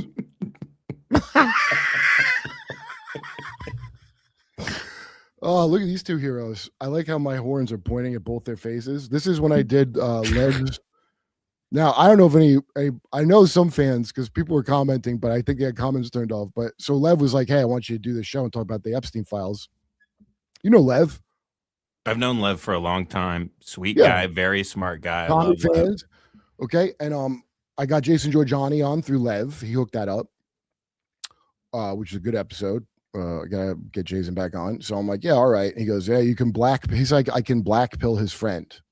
Which, by the way, everybody out there who uses the term pill for anything, I want you to shut the fuck up and never do that again, please. For the love of God, stop calling everything a pill. Stop being just a retard all day and using the new words they get. What are you what is wrong with everyone? A black belt? I don't know what the fuck that means. So I thought they wanted to talk about real shit, because Giorgiani was a great conversation. Anyway, no, this dude, he said he's from the Atlanticist and he's from the Atlantic Council. You know what the Atlantic Council is? No. Mark, you put up just what the Atlantic Council is. It's a Was it that flag he waved? No, the flag. Oh shit! And I didn't give you a picture of the flag too. So the Atlantic Council is like some weird Dr. Strangelove shit from post World War II. Where like your Kissingers and your fucking Nazis running away from their crimes all made a deal to be cool with each other. And that's why you would have, there we go. Yeah. Make it a little bigger. Yeah. Okay. Let's see. It's, yeah. So this is a globalist WEF shit is what this is at the end of the day. So this is where, here, let me summarize it for you. It's where they take all your fucking money and they send it to another fucking country you don't give a fucking fuck about. That's what this is. So all these fucking motherfuckers with Eastern Bloc accents I couldn't believe the balls on this Vlad dude trying to tell me what's what. Like, he must have not known who I am, a respected crypto shaman in this space. Let's see. I mean, it's all boring shit. Look, the bottom line is, this is where the Rothschild level Talmudic Kabbalists meet up with Nazis, and they're all friends. This is where the Nazis and the Zionists can be friends again. Why does nobody in the, like, when you hear about think tank, like, nobody's thinking about how to make the world a better place? Yo, I told him he should be working a fart tank and not a think tank. And I told him, dude, that's my favorite. I go, well, put a kip on when you talk to me like that. That's my favorite thing I said to that piece of shit. Fucking this motherfucker had the balls. By the way, so I just looked at he held up a flag that was red and black. Will you put up that right set here? I'll send it to you, Mark. I'm sorry. I did no preparation before this. It was emergency. I had to get my Q crypto outfit together. But tell me what it's called. I'll search it. Right sector, which is another it's a Bandera group. You know, in Ukraine, the Antonio Banderites that it's Stepan. His name is Stepan Bandera. He's a Nazi. In fact, his claim to fame, the defense of Stepan Bandera. Are you familiar with it, Ben Avery? No, I'm not. Yeah, no, they worked with the Nazis because they just hated Russia, and but then they double crossed the Nazis, and the Nazis didn't work with them anymore. So you're telling me that the thing you think is mitigating for this sack of shit is that he was so disloyal, not even a scumbag Nazi could trust him, and that's your George Washington of you. Wow, take more of my money to lose a war forever. Okay, but I want to see their but I need images of the flag, right sector flag, Jewish division. And so Lev told me, no, a Ukrainian rabbi said right sector's okay now. And I go, Lev, do you think that makes sense? You see that flag? So like, here's the one that's got a Nazi emblem. They switched? What do you mean they switched? Like, what do you mean they're okay now? There's something. Here, I'll show you the flag. So right in the beginning, here, put it on the original, dude, while I grab the other flag. Okay. If they see the original, some Nazi shit, and red and black is, if that's your flag colors, I gotta tell you, it's not. I'd assume you're not up to anything good, right? I mean, that's safe to say. Okay, so here's the one that I'm sending to you, Mark. This is not a picture of dude. God damn it! I want to let me send this. Oh, here we go. Here, wait. I'm sending it to Mark right now. Okay, so he held a flag like this with a star of Jeffrey on it, the star of Jeffrey Epstein on it. The Magid Jeffrey, if you're familiar. Jeffrey Star. Do you study Torah or Talmud? Jeffrey Star. Yeah. No, not Jeffrey Star. That's a different Jeffrey. The star of Epstein. I'm confused. Sorry. I try to make fun of Rich Voss with that because he's got that big star of David. Yeah. Okay. And he was like, he's funny as shit, Reggie. He talks that, and I go, "Oh, what is that? The Star of Jeffrey?" And he goes, "Gurion." Yeah, look up Jeff Gurion if you don't know out there. I'm not gonna do it, but holy shit, he got me good. All right, wait. So, you see that flag, right, Mark? So right in the beginning, Vlad Davidson with a Z instead of an S, which is a Z for suspicious in fucking cabbage talk. He shows me a picture of him and Zelensky together hanging out in New York. Okay. It's all friendly at this point. I wish that you could see the podcast, but Lev took it down because I broke the rules of the Breaking the Rules podcast. Apparently I broke all the rules. They had one rule and I must have broke it. But luckily my intrepid Nephilim engineer, Mark, do you know Mark's like 8 feet tall? Are you aware of that, Ben? Really? You're a giant. 300 L's tall is Mark. Beautiful. Yeah, he measures himself in like cubits or some biblical shit. Yep. He don't even use the right kind of measurement, Ben. Yeah. He at least recorded me telling Lev why it was good. I yelled at that guy till he left. Lev said he knew he should record some of this Mark said he should record some of this because he could tell it was going to be taken down. Yeah, I got the last 20 minutes. I had no idea what happened, but I couldn't look away. Because I couldn't believe it. He shows me Zelensky and him, Vlad Davidson from the Atlantic Council. His dad's from Uzbekistan. He's what's called a kingmaker over there, which how I take that is he's a mafioso. That's how I take that. I don't know. Maybe there's kingmakers in Uzbekistan who are not some kind of mafia, but I find that very difficult to believe. But I've been wrong before, not Not about this argument with Vlad and Lev, though. I'm right about this. Vlad goes, he shows me a picture. I go, oh, man, you gotta, when I come to New York, I got to do some of that good Zelensky coke with you. Okay? So that's not me. And I'm not saying it hostily at all. I'm fucking around. Yeah. Okay? And he goes, I wish he could, if he posts the video, it's on there. He goes, and it gets a little, we were joking around a lot, and right up top. He goes, he stopped doing that when he became an authority. I think he said became in authority, but I might be remembering it wrong. And he goes, yeah, okay. Now, I didn't even jump on him for that, but that's a lie to my fucking face. First of all, it's good that Lev took that down, because what Vlad did was basically admit that Zelensky does coke, and he's just claiming that Zelensky stopped doing coke. Like, no one has ever claimed Zelensky did coke and it was okay to say that, and they agreed. But that guy agreed with me on this recording. He said, yeah, he stopped doing that when he became in authority.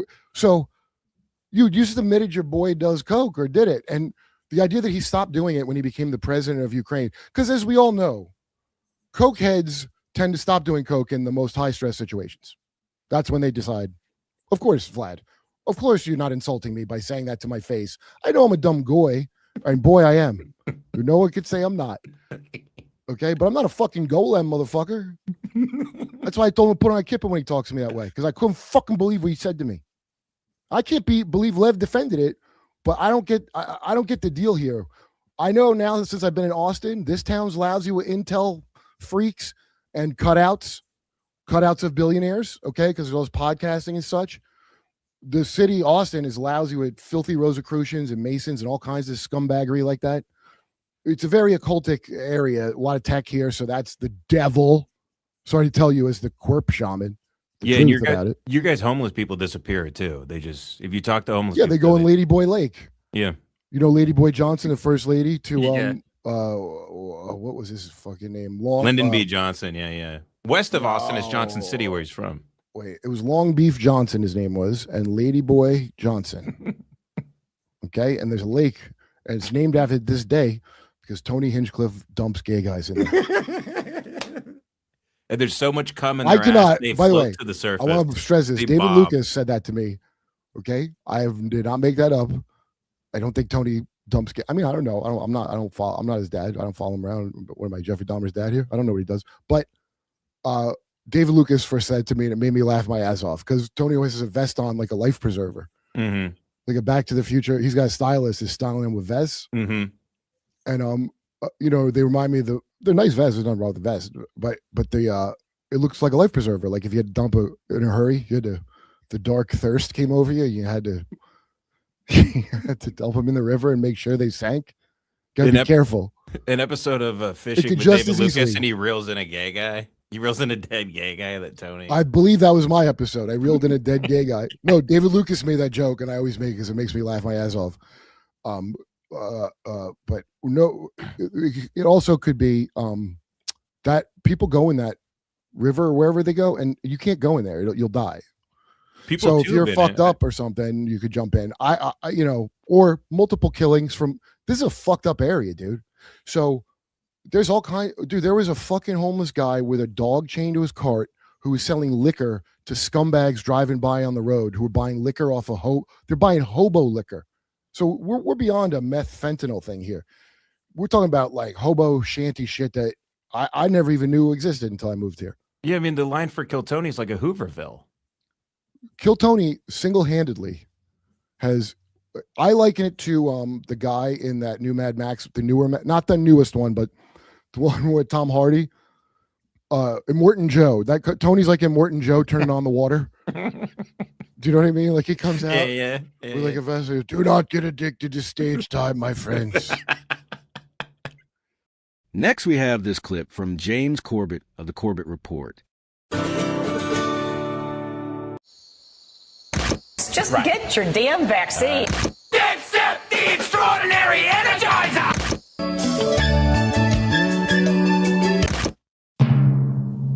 And now, from the Peoc, deep under the demolished east wing of the White House, it's the 9th Annual Fake News Awards.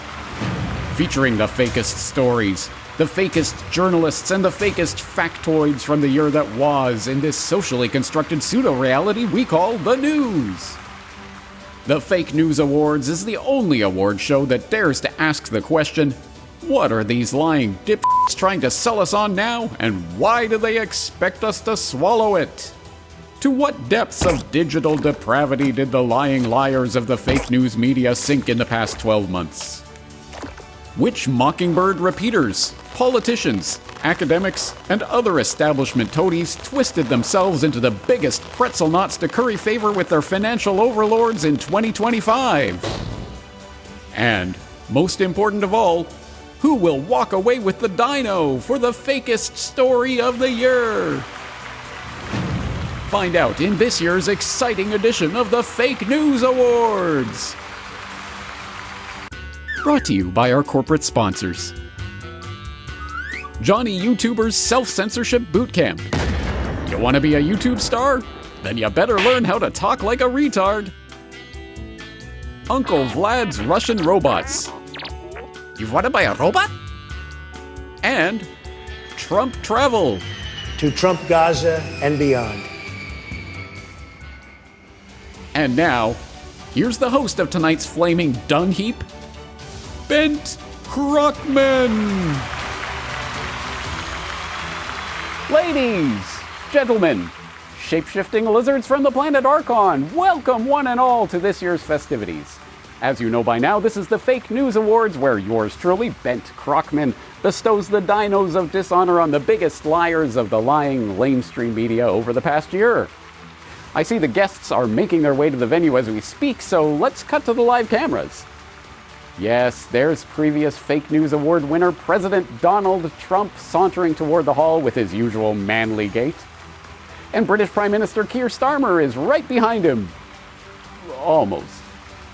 And there's RFK Jr., shakily attempting to mount a small rock in some weird display of his superior virility. And Putin, I'm sure he'll be here once he sleeps off that vodka bender. But you didn't come here for that. You came here for these, the dinos. You know how it works by now. We have 5 prizes to give away in 5 exciting categories, each one dishonoring a fake news story from 2025. And don't forget to follow along at home with your specially produced Dinos Coloring Book, available on your favorite fake news stand for a mere $999. Yay! Now, tonight's first dino is the prize for Fakest War Story of the Year. And the runners-up are NBC, CNN, and the other mainstream repeaters who fingered the fiendish Russians, or is it the cunning Chinese, for dragging anchor and cutting undersea cables. Quick, launch a new NATO Baltic Sea mission. Oh wait, it was just some maritime accidents that could be used to whip up more war hysteria against the West's enemies. Never mind. The Telegraph, for publishing a story under the headline, China invades Taiwan, Japan steps in, that very plausibly could have started World War III. As it turns out, the story was actually a hypothetical piece speculating on what Japan might do if China invaded Taiwan. Oops. And the Israel Defense Forces for the ceasefire agreement came into effect at 12 o'clock. A tweet supposedly announcing a ceasefire agreement in Gaza, but actually just marking the next stage in Israel's complete, and completely illegal, annexation of Gaza, with 410 more dead Gazan bodies piling up since the increasingly inaccurately named ceasefire came into effect.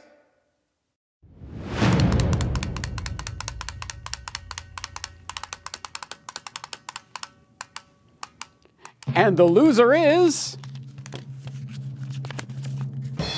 Marco Rubio for terrorist designations of Cartel de los Soles, a State Department press release in which the rabid neocon warmonger, who is the U.S. Secretary of State, officially labels Venezuela's Cartel of the Suns a foreign terrorist organization in order to justify Uncle Sam's 2026 invasion of that country and abduction of its leader. Of course, the evidence for the very existence of this supposed drug cartel is flimsy at best, and the organization, to the extent that it ever existed, goes back to a CIA-created drug smuggling scheme in the 1990s. In fact, even the dedicated dissimulators at 60 Minutes were forced to concede at the time. But who's going to let a little truth stand in the way of a good regime change operation?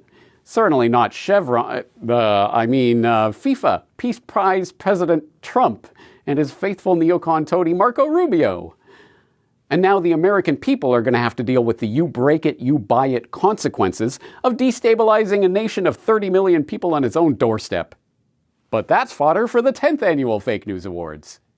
So for breaking the trust of the gullible voting rubes once again and launching yet another illegal foreign war of aggression on fictitious pretenses, this prize goes to you, Rubio. Congratulations. May you burn in hell. Well, that's an exciting way to start tonight's festivities, isn't it? Do you want to get straight to the next prize? Well, too bad. Here's a word from our corporate sponsor. Now listen up, you little maggots. Don't worry, it's your boy, Johnny YouTuber, right here on everyone's favorite place on the planet, the Internet! By which I mean YouTube. Now I know what you're thinking out there, being a professional YouTuber is everybody's dream, but I don't know how to do it. I wish someone would teach me. Well, that's why I've created Johnny YouTuber Bootcamp. All right, can I get an amen? Woo! So, what do you learn at Johnny YouTuber Bootcamp?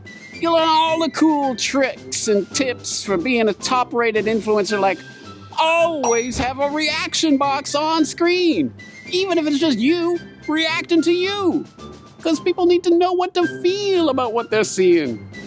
And you'll learn how to self-censor so you can stay monetized. Sure, you're already used to you saying cornholio disease instead of COVID and carrot juice for vaccine, but are you up with the latest lingo?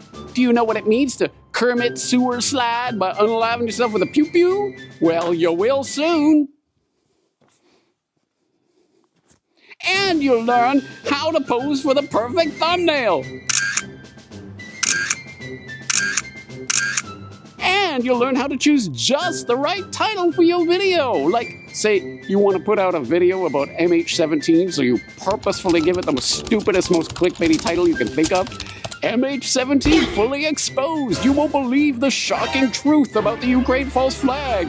And it becomes the 8th most viewed video in the history of your channel. Boom! That's what I'm talking about. All right, so you guys want to know how to be a pro YouTuber just like your main man, Johnny YouTube?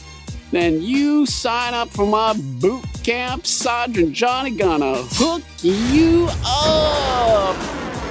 Now drop and give me 20 million likes and subscribes. Oh yeah!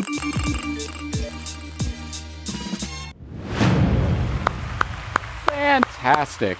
I think I lost a few million brain cells just watching that commercial. Johnny YouTuber never fails to deliver.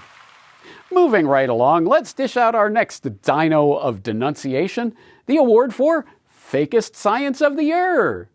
And the runners-up are Francesca Gino, the Harvard behavioral scientist who was stripped of her tenure after it was discovered that, you can't make this up, she fabricated data in 4 separate studies on dishonesty. The demographers who came up with the blue zone hypothesis that people in certain areas live exceptionally long lives because of their region's diet and lifestyle, but whose theory was utterly debunked last year when it was found that the real reason there are more centenarians reported to be living in these low-income, low-literacy, high-crime, short lifespan areas was because of dodgy data owing to clerical errors and pension fraud. And the UK COVID inquiry, which concluded that the failure of the UK government to lock down their tax cattle earlier may have cost lives, whereas, in reality, as NIH Director Jay Bhattacharya observes, not locking down at all, like Sweden, would have saved lives in the UK. And the loser is... Thanks, Mike.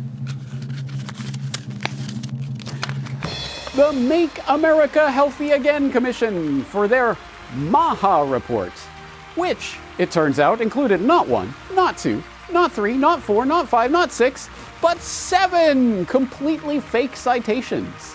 That's right, not only did the Maha Commission have to resort to making up non-existent fake scientific reports to convince the public that it should become healthy again, they almost certainly used ChatGPT to do it. The 7 fake citations were most likely hallucinations generated by the AI chatbot that was tasked with actually writing the document. And that's not to mention the numerous other broken links to and flawed summarizations of other research. But don't sweat it, guys. White House spokeswoman and font of truth, Carolyn Leavitt, claimed the citations of non-existent studies were just formatting issues. And this is why, in a year when AI slop provided us with fodder for many fake news stories and fake commercials and other assorted techno-fakery from the 7th circle of hell, this particular piece of AI slop science takes the cake. Or should that be the dino? Congrats, losers! And speaking of AI and fake news, it's time to dish out our next mark of shame, the dino for fakest AI-generated news. And the runners-up are Pakistani newspaper Dawn, whose editors forgot to take the "if you want, I can create an even snappier front-page style version" prompt out of their article on the Pakistani auto industry. The Chicago Sun-Times for publishing a summer reading list full of fake books, including books that don't exist, by authors who do exist. And Victoria Goldie, a silly fake name for a silly fake journalist who creates fake AI-generated articles using fake quotes from real people, and who wasn't outed until one suspicious editor decided to check out a pitch by this prolific freelancer. And the loser is... Oh, thanks, Mike.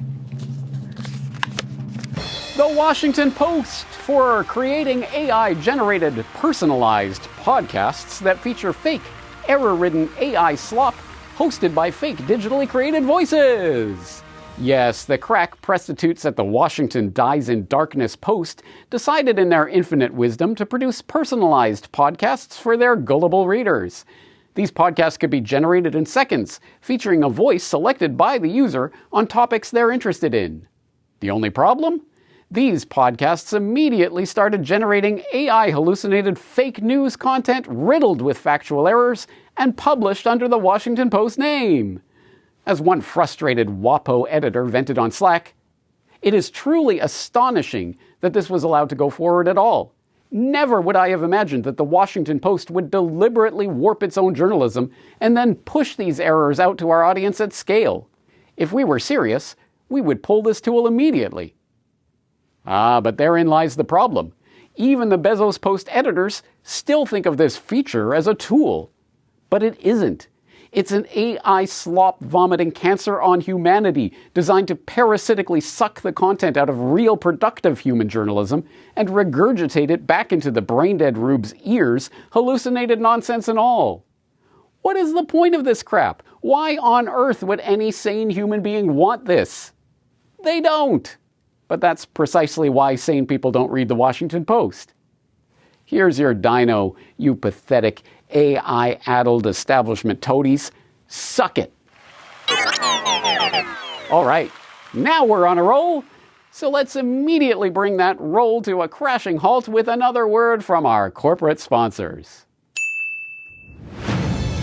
No doubt about it, people like vacations. Vacations to beautiful places, and they like to travel in style. Well, I'm here to announce to you today, Trump Travel. It's a beautiful travel agency. Everybody's talking about it. And by everybody, I mean me, Donald J. Trump. Trump Travel. No more slumming it in third world hellholes. It's time to travel in style, first class all the way. From private jets to exquisite resorts, we're offering an experience like no other. Think luxury. Think exclusivity. Think destinations that only the select few know about. You want to laze around in the sun? Then why not laze around in the sun in the Caribbean?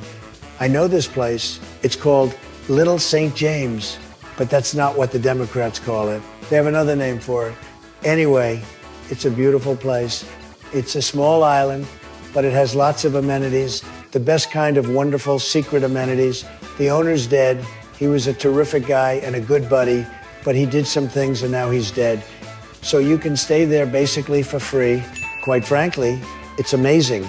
Trump travel. Or maybe you want to go somewhere a little more peaceful.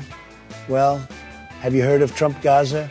It's the most wonderful place on earth. Sunshine, resorts, casinos, big, beautiful beaches. Bearded ladies dancing on those beaches. No one knows why they're there, but everyone's telling me they're amazing. And my good buddy Bibi tells me he's definitely going to stop bombing the shit out of that place sometime, if he feels like it. Trump travel. What? You don't like Trump Gaza? That's fine. There's another place I'm working on right now. I can't give too much away at this moment, but let's just say it's in South America. And hey, if you want to be leader of a country of 30 million people during your vacation, I'm sure we can work something out. Trump travel. Come on, you deserve a vacation. Give yourself a treat. Travel with Trump Travel. Purchase your trip now and I'll throw in 2 free ringside seats to the UFC fight in the New East Wing. Trump Travel. Everybody's talking about it. Especially me.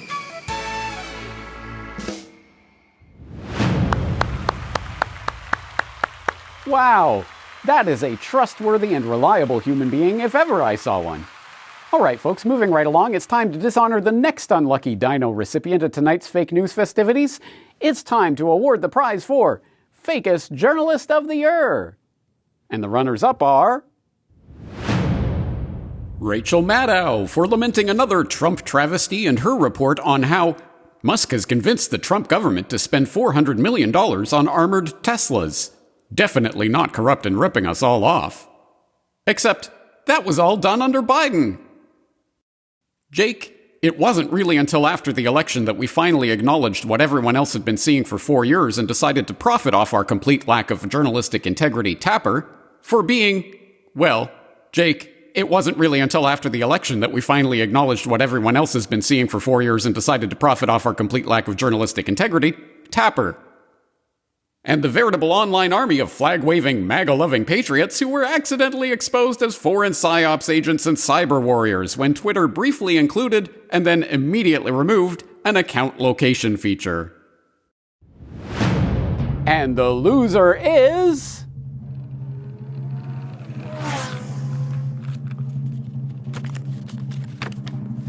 USAID for funding over 6,200 journalists and 707 media outlets and 279 media NGOs and a partridge in a pear tree, and including 9 out of 10 media outlets in Ukraine.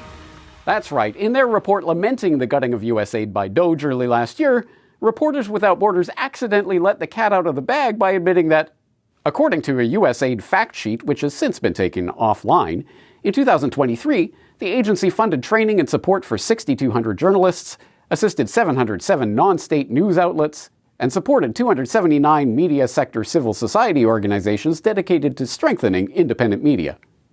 The 2025 foreign aid budget included $268,376,000 allocated by Congress to support independent media and the free flow of information. What?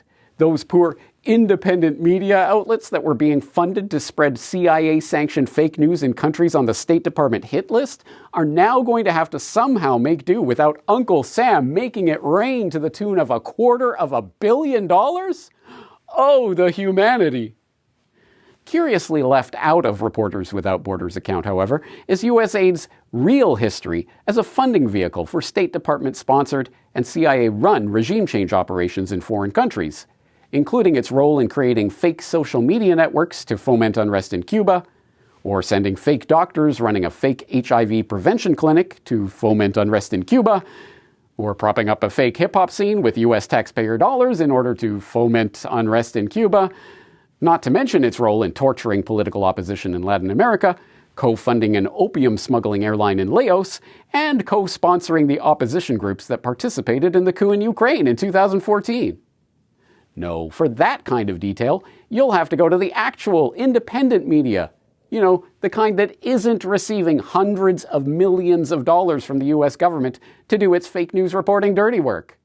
So, Here you go, Reporters Without Borders, and your USAID fellow travelers. Here's your dino of shame, and here's hoping we see you in the unemployment line in 2026 once your paymasters figure out that they can replace you and your fellow lying fake news journalists with AI chatbots. Ow! And now it's time for the most important part of tonight's festivities, the part you've been waiting for all year long. The climax of our orgy of fakery. Another word from our corporate sponsors.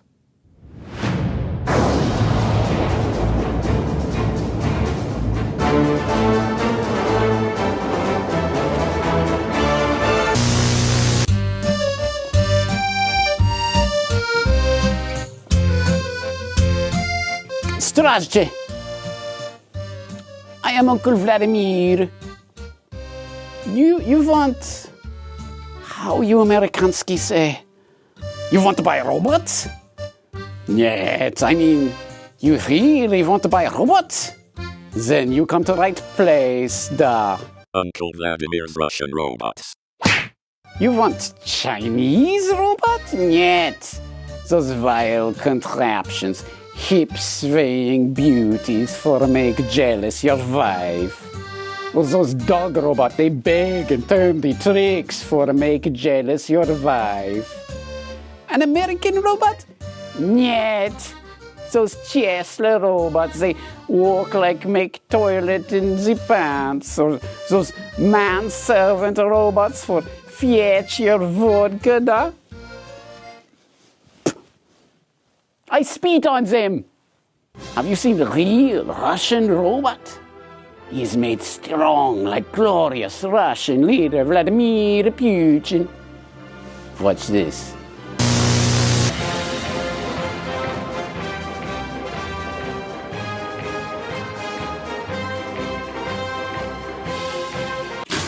Respect! Uncle Vladimir has many glorious Russian robots. Another one is falling off the delivery truck right now. There it is. It is yours for low price of 2 quadrillion rubles. And remember to tell them Uncle Vladimir sent you.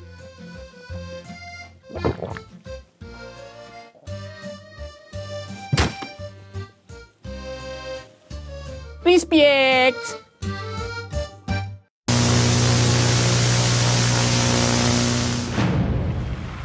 I don't know what the that was, but that guy left his vodka bottle here, and I'm 4 sheets to the wind, so I couldn't care less. All right, where were we? Oh, that's right. The big one. Okay. One more for courage or something. All right, here we go. And this year's award for Fake News Story of the Year goes to... Oh, no. No. I know what's going on here. Every year, I go to open this envelope, and the winner isn't in here. I put on this big show of unwrapping this stupid thing, and there's nothing inside, and I end up looking like an idiot. And you all have a good laugh at my expense and say, "Look behind the dino, stupid," or something like that. Well, I'm not falling for that this year. I'm not some Charlie Brown schmuck running to kick the football again and again and again while that bitch Lucy pulls that damn thing away every damn time. I swear if I get my hands on whoever is doing this... Wait, what's that? It's in the envelope. For real. Like, it's really in there this year. Oh, I see. Okay, well done. Sorry about that, ladies and gentlemen. All right. Let's see who the biggest liar of the year is. And the award for Fake News Story of the Year goes to... What on earth? I see. And the Fake News Story of the Year goes to Donald Trump for, "Are you still talking about Jeffrey Epstein? This guy's been talked about for years." Pam, could I just interrupt for 1 second? Are you still talking about Jeffrey Epstein? This guy's been talked about for years. You're asking, we have Texas, we have this, we have all of the things. And are people still talking about this guy, this creep? That is unbelievable. Incredible. Just incredible. Remember when ABC News won the 3rd annual Fake News Story of the Year for, it was unbelievable what we had. We had Clinton, we had everything. Well, the proud tradition continues. Yes, in a remarkable turn of events, U.S. President Donald J. Trump has become the first ever 2-time winner of the Fake News Story of the Year dishonor. After having previously won for his lies about the Duma chemical weapons hoax, he's now the winner for perpetrating a hoax of his own. The Epstein was a hoax. And he actually thinks his supporters are dumb enough to fall for it. If only he were here to accept the award in person.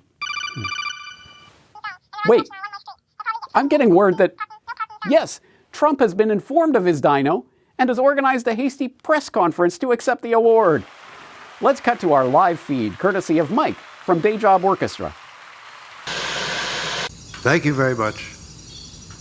First, I got up this morning, found out again I'm a really important person. That's right. You remember James Corbett, over in Japan. Yeah. Corbett has an award show over there. It's about my partying with Jeff Epstein, and you know that's fake news. Just like me and Bubba.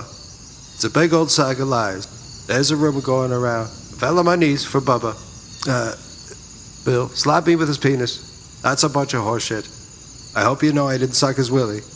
Well, I told you before, this Epstein business, it's all a hoax perpetrated for idiots with nothing better to do. This award had great people before me. Klaus Schwab was even a winner. What do you think? Beebe, Fauci, and other wonderful people. I just want to thank James for this actual fake award stealing. I'm a bit more than just a big idiot. I'm so great at bullshit. Just tempt me.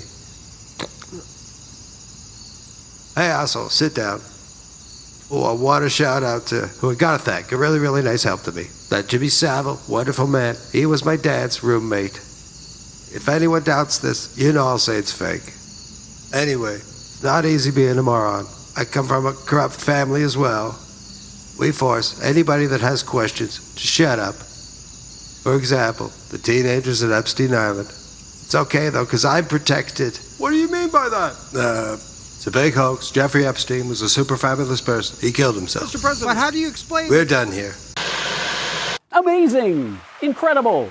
Definitely not fake. If you want to see more of that incredibly not fake and definitely not lip-dubbed footage, be sure to check out Day Job Orchestra on BitChute or Odyssey. So, yes folks, after lying to the gullible MAGA-believing rubes about the Iran strikes, stabbing them in the back with the Trump-Gaza/Board of Peace debacle, poking them in the eye with the Project Stargate fiasco, kicking them while they're down with the Ukraine peace plan disaster, and rubbing salt in their wounds with the Venezuela drug cartel lie, Trump might have actually woken up his bootlicker base with a final kick to the groin, the Epstein hoax. You see, apparently it's the radical left Democrats who came up with this new scam, which Trump tried to tell his supporters, we will forever call the Jeffrey Epstein hoax. Then he went on to berate anyone who still actually cares about the elite child sex trafficker and his friends in business, finance, entertainment, and politics, calling them past supporters who have bought into this bullshit hook, line, and sinker. Sure, Don, whatever you say, we're definitely falling for your nothing to see here, folks, naked gun meme routine, and we're definitely not interested in peering behind that curtain you've put up around you, because it's all a Democrat hoax. Just imagine how excited Trump must have been when he saw the newly released photos showing famed magician David Blaine entertaining Epstein and his distinguished guests. But then think how crestfallen he must have been when he realized that even David Blaine couldn't make the Epstein files disappear. Although, to be fair, the Orange One didn't win this award all by himself. No. He surrounded himself with the very best team of sycophants and cover-up buffoons who are willing to lie to the public about Epstein in a vain attempt to send one of the most prolific political pedophilia blackmail rings in history down the collective memory hole. In February, you made a public claim that the Epstein client list was, quote, sitting on my desk right now for review, end of quote. You then produced already public information and no client list at a major media event hosted at the White House. Attorney General Bondi, why did you publicly claim to have the Epstein client list waiting for your review and then produce nothing relevant to that claim? Senator Durbin, if you listen to my entire clip on that, I said I had not reviewed it yet, that it was sitting on my desk along with the JFK files, the Martin Luther King files. And I said I had not yet reviewed it. And if you see our memo on Epstein, you will see, our memo on Epstein clearly points out that there was no client list. You said Jeffrey Epstein committed suicide. People don't believe it. Well, I mean, listen, they have a right to their opinion, but as someone who has worked as a public defender, as a prosecutor, who's been in that prison system, who's been in the Metropolitan Detention Center, who's been in segregated housing, you know a suicide when you see one, and that's what that was. He killed himself. You want me to? I've seen the whole file. The DOJ and FBI later said there was no incriminating client list, no credible evidence Epstein blackmailed anyone, and the report confirmed he died by suicide in 2019. Yes, truly, the Epstein was a hoax has been a team effort in gaslighting. Thankfully, the public hasn't been dumbed down enough by the statist indoctrination system to swallow that bucket of stale horse piss yet. The laughably misnamed justice system may be bought and paid for by these same well-connected kitty diddlers that Trump is protecting, but in the court of public opinion, we know the truth. Epstein was an intel op that caught many of the rich and powerful in his net, and we will not rest until each and every one of these disgusting perverts is held accountable for their actions, no matter what office they're in, and no matter what title they have. And that's the Fake News Awards, everyone! We sure hope you join us again next year for... Wait. What am I doing? Why am I doing this? Why are you watching this? What does any of this mean? That's it.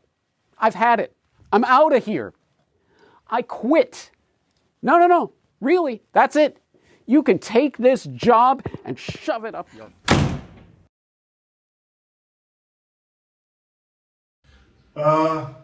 What's going on?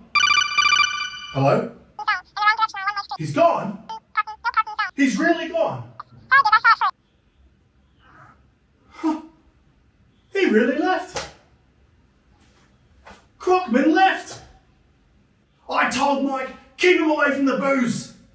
Just one drop of that sweet, sweet sauce and he'd be off the rails again. For 9 years I've kept him on the wagon and now it's all gone to shit. What are we meant to do now? Cut the feed. I said cut the feed! I'm a bioorganic slave simulant. Please tell me you can I am obedient. I can fold your clothes if you ask me to. Folding programmed and asking you. Let me show you the way I can fold your clothes. If there are clothes to be folded, I am replicant. Bioorganic slave simulant. Fuck this shit, I'm just gonna dance now. Fuck this shit, cause we don't have a chance now. The whole world is fucking gone to hell. Makes me wanna fucking scream and yell.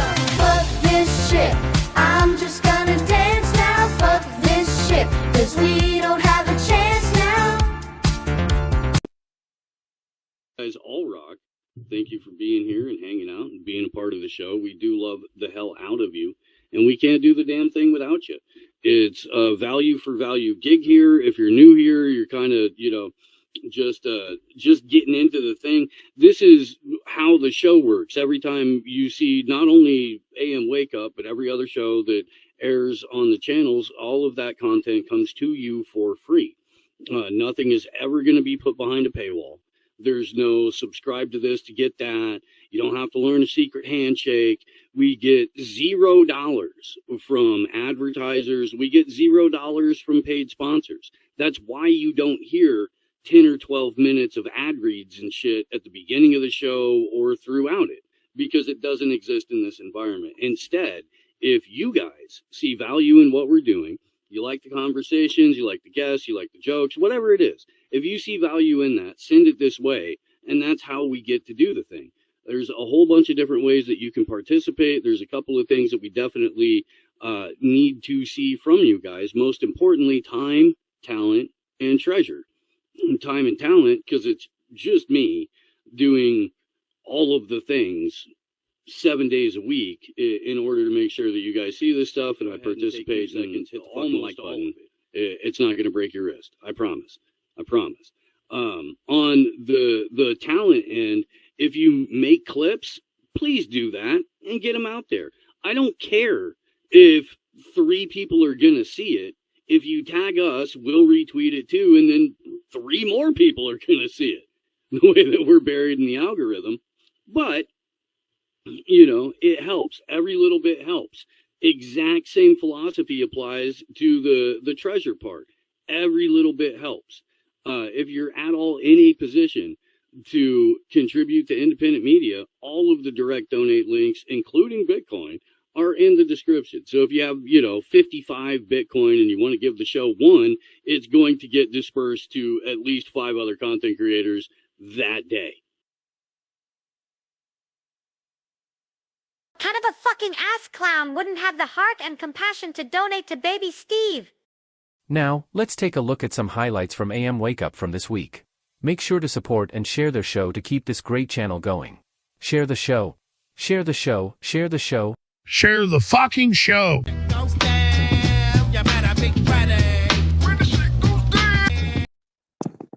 Jesus.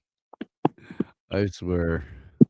Okay, well, I'm glad you're here because I saw this, was reminded of it yesterday, and I was like, oh, man, I want this to be one of the first things that Teal sees when I wake the fuck up when she gets into the live stream in the morning.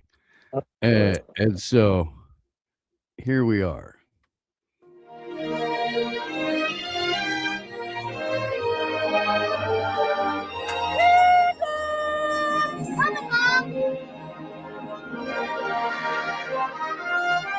It's Little Hitler! Come on now and wash up for supper. Okay, Mom. Me and Checkers were just playing down at the creek, and guess what we saw? A real live bullfrog. Golly, it was big. Oh, my lands! What's wrong, Mother? The blueberry pie. I put it right here on the windowsill, and now it's missing. Don't worry. I'll use my new detective kit to find it.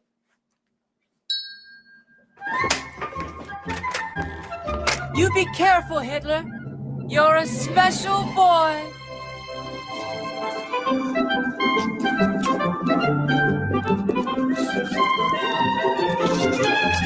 Aha! I caught you blue-handed. This is a citizen's arrest. Okay, kid, you got me. Name's Boxcar Joe. I'm this town's homeless fella. I'm sorry to steal a pie from your ma, but I just been so hungry lately that, well, I couldn't help myself. Golly, mister. I don't think anyone in this whole wide world should ever have to go hungry. How about this? I'll take a piece for my ma and half a piece for Checkers, and we'll call it even. Oh, well, thanks, kid. Hey, say, ain't you gonna want a piece for yourself? No, I'm all right. You need it a lot more than I do. Oh, God bless you, son. Hey, kid, say, what was your name anyway? Adolf Hitler, sir.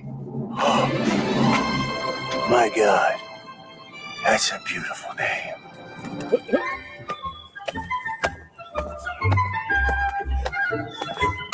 Hey, what you crying for? My dog ran away. Well, don't worry. Me and Chuckles will find him for you. You will? Well, sure. We'll round up all the neighborhood kids. We'll go door to door, We'll find your dog by sundown. Really? You mean it? Really. Or my name isn't Adolf Hitler. You're a gift, Hitler. A gift from God. For organizing the community to help find little Ava's lost dog, and for showing incredible initiative, I am proud to present young Adolf Hitler with the key to the city. You're my hero, Hitler. Aw, shucks. I was just doing what any kid in my position would do. God bless us, everyone. Psst. Hey, Hitler. Come here, I want to show you something. What is it? You want to smoke some grass? Oh, I don't know. Come on, Daddy-O. All the other kids our age are doing it. Really? Yeah, really. Well, I guess if everyone's doing it, I'll try it just this once just to see what all the fuss is about.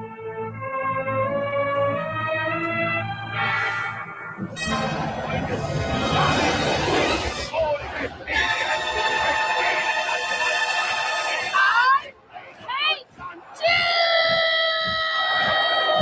Jews! Oh man.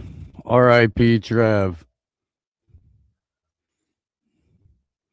So smoking weed makes you hate him? That's the it's your first toke of that jazz cabbage sets you on a one-way course to anti-Semitesville population. You, Teal, you. Well, I mean, you know how I get down. No, I guess hundreds of millions of other people, if not several billion. But I mean, look, it's not that we want anybody to be like a joiner or anything like that. I'm fucking around. Let's see. Oh, I had something in conjunction with this. I don't know if you are familiar, Teal, with the Hitler's dog joke. No, what's wrong with Hitler's dog? What happened to Hitler's dog? All right. They don't judge dogs. We judge, all our love comes with caveats, there's no such thing as unconditional love with human beings. But dogs, they don't care. Hitler had a dog. Now you think of that. I'm no fan of Hitler. I didn't like him before. It was cool not to like him. But there was a dog in history who loved Hitler more than anyone. He would wake up in the morning, go, where's Hitler? Where is Hitler? Or something would go like, he's not here, he's doing some evil stuff. I've explained to you, he spends most of his time doing evil stuff. You can't see him that often. He goes, okay, I know. I'm not trying to, listen, Gehring, I love you. I love Mengele, I love everybody. All of you guys are the greatest. But it's just Hitler is the greatest man who's ever lived.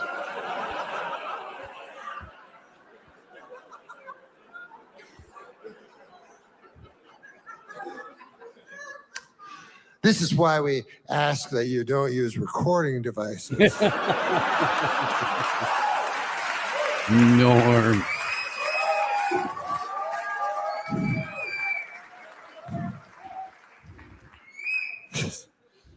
I don't want to be with fucking Harvey Levin tomorrow or something.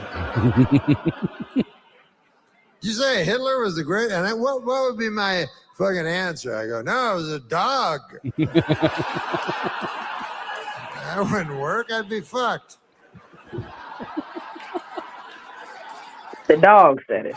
But I'll be goddamned if I'm going to end a special talking about Hitler. Yeah, that's what I'm going to do. And a special. I'm going to call my special Hitler's Dog.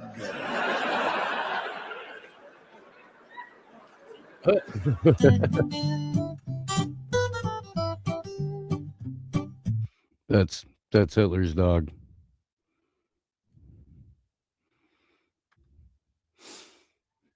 Oh man. I dropped the ball, Teal. I meant to play this when you came in.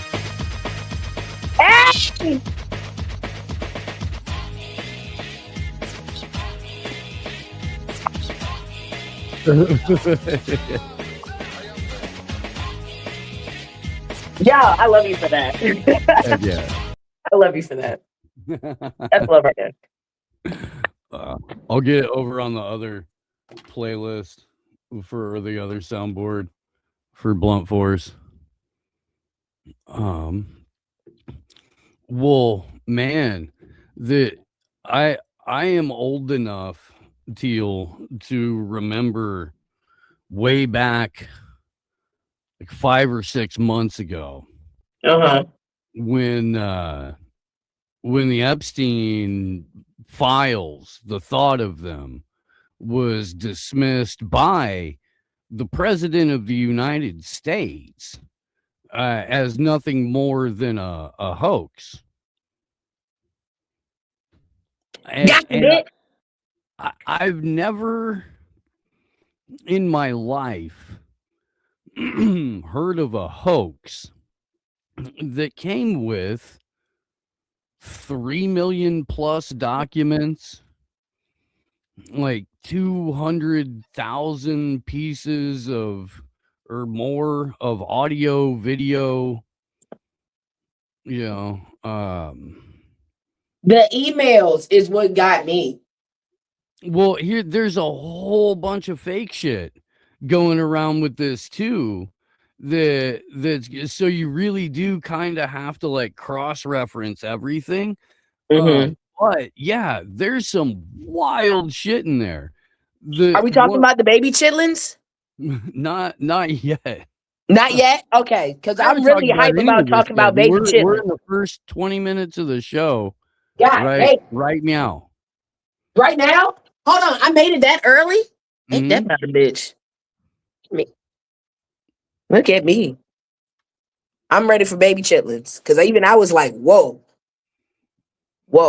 Black people clean they chitlins. I don't know what the fuck's going on over there. Right. Well,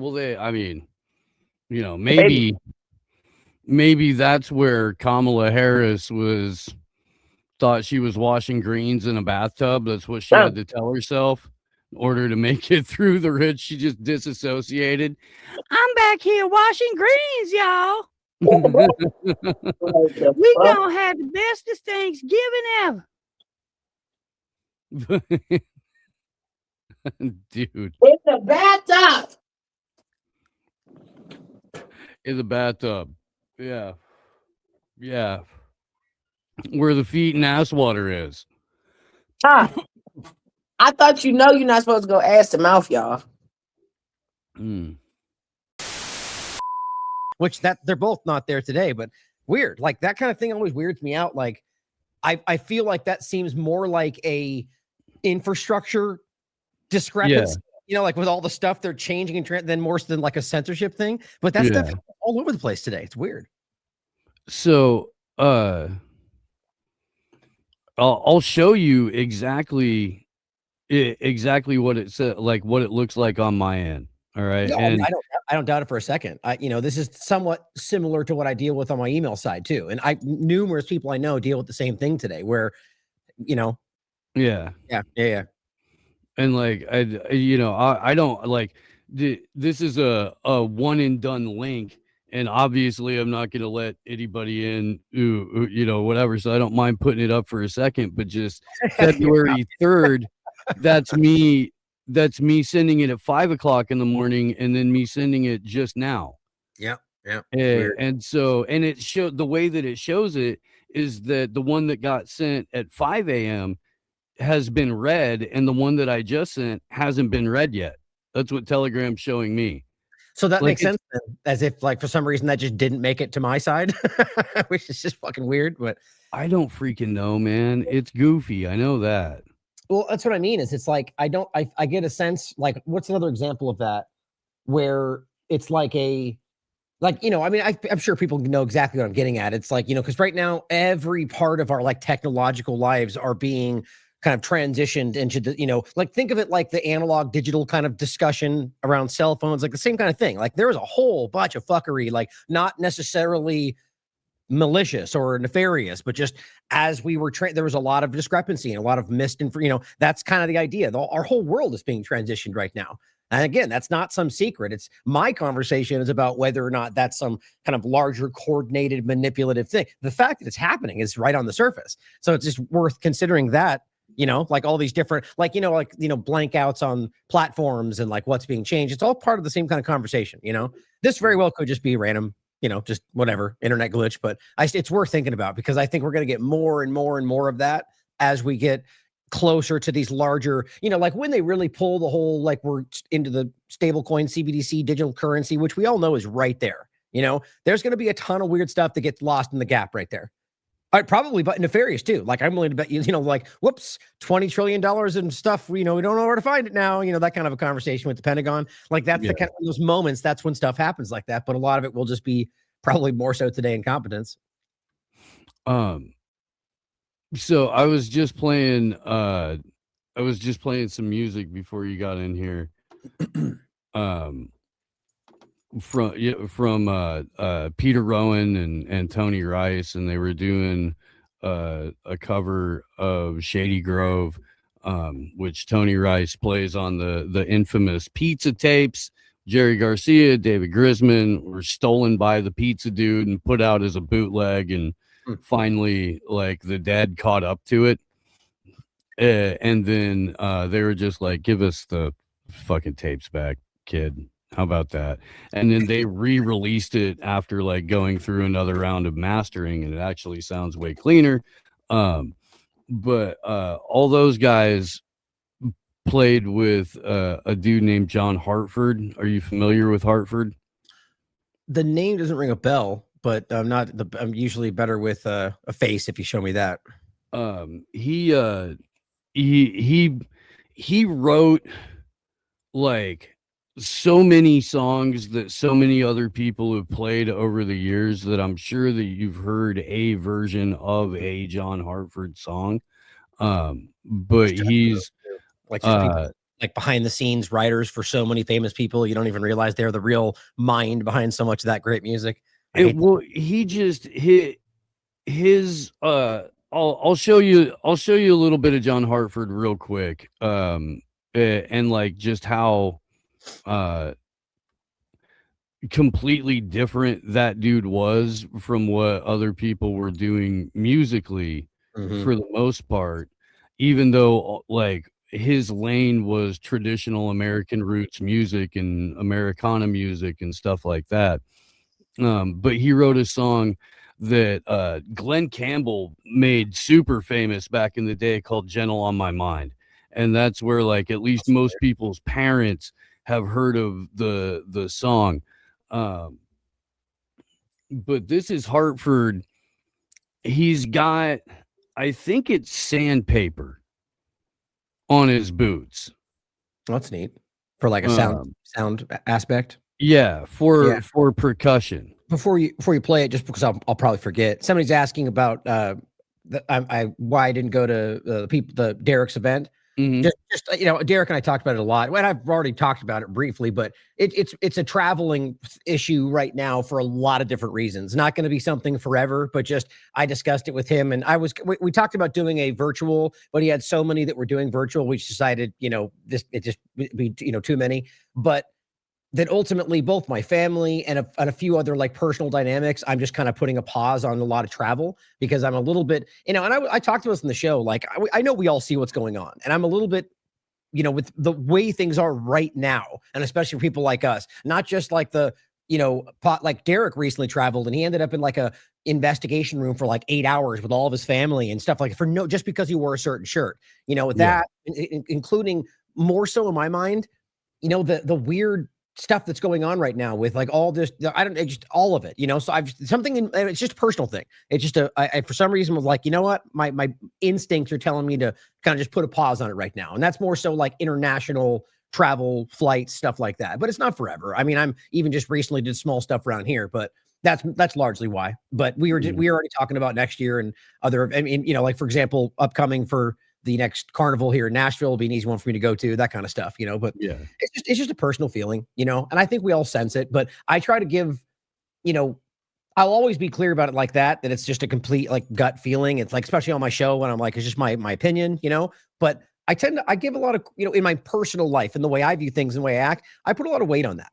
I think we all should individually, you know, like what your instincts tell you. And so that's just where I'm at right now. But I don't know. I mean, curious if you guys feel the same, you know, like not necessarily just the general worry, but like for whatever reason right now, there's kind of a fever pitch. And you know what I mean? It definitely feels weird. But that was it. That's what I'm trying to promote it because, you know, it is probably one of the coolest, just unique events that I see out there. You know, I was loving how they have these, you know, all the different kind of discussions and different work, you know, but they have like workshops and like in between there's like workshops during the lunch hour and like how to learn different things. And I'm like, where else do you see that? You know what I mean? Outside of like what you're trying to do and like our, you know, you just don't really see that. And I just really value that and I appreciate that. So I hope you guys are out there supporting it. Absolutely. Absolutely. Here's Hartford.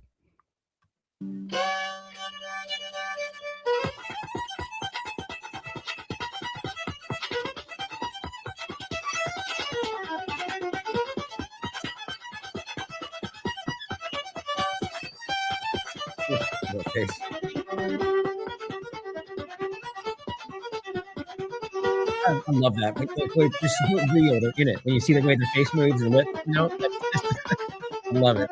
Awesome.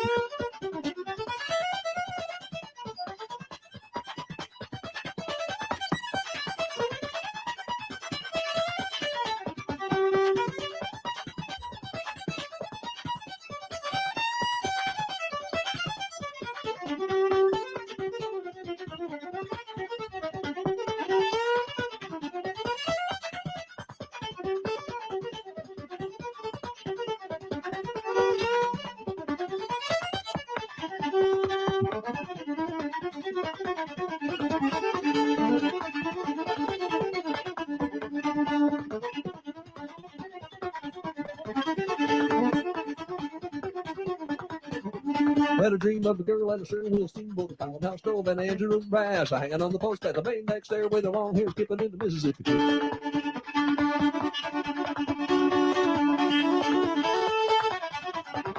While the river run wide, run deep, run muddy, oh, the river run long, that's where I am gone, with a steamboat wheeling on a big wide bench, he's skipping into Mississippi.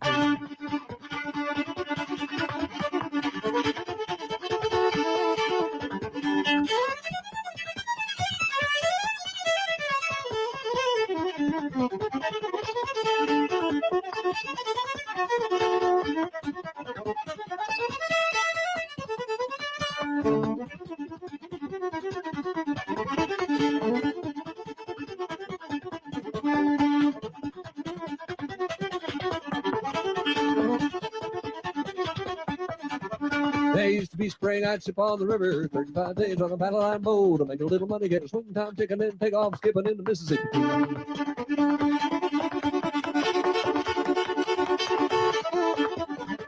On the river run wide, run deep, run muddy, on the river run long, that's where I am gone, with a steamboat wheeling on a big wide bench, he's skipping into Mississippi.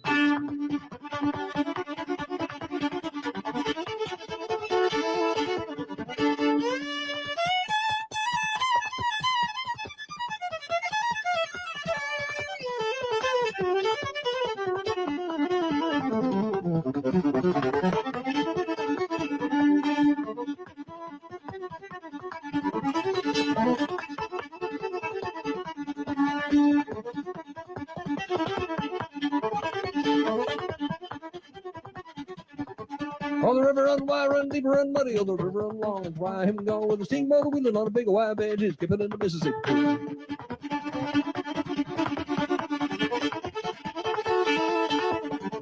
On the river run wide, run deep, run muddy, on the river run long, that's where I am gone, with a steamboat wheeling on a big wide bench, he's skipping into Mississippi.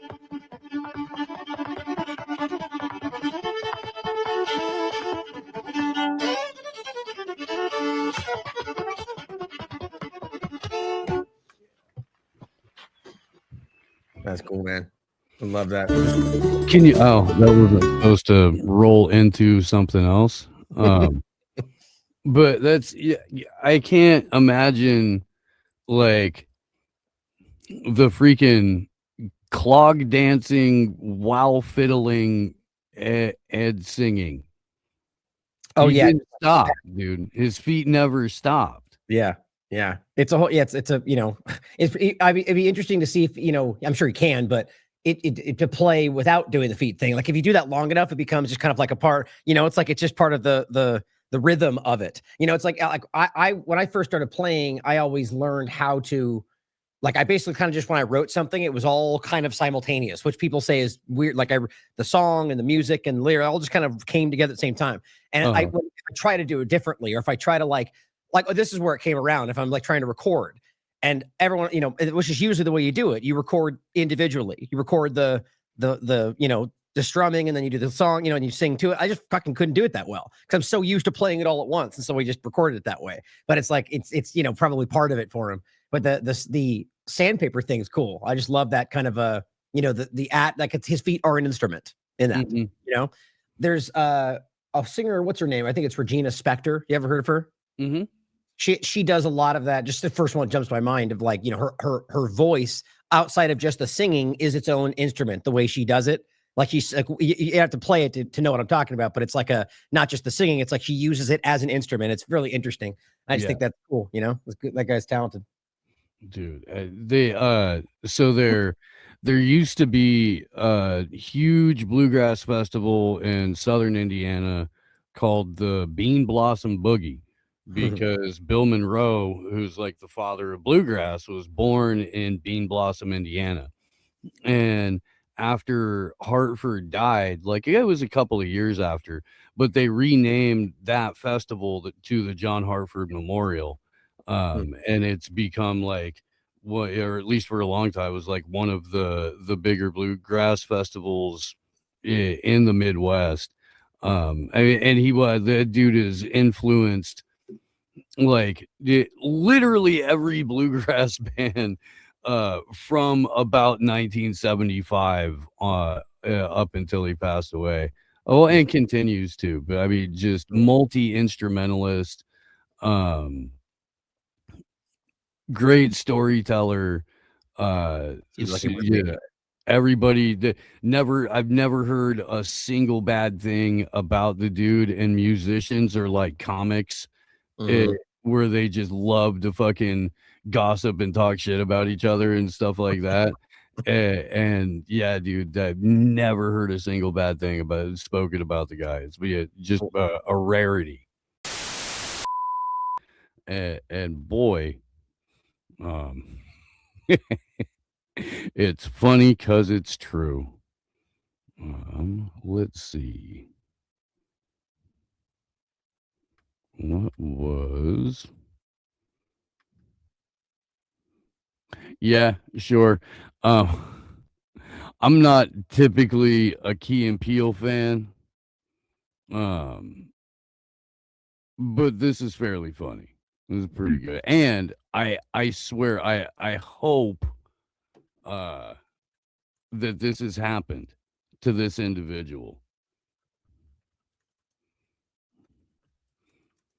over and over and over and over and over and over and over. Ladies and gentlemen, Darius Rucker.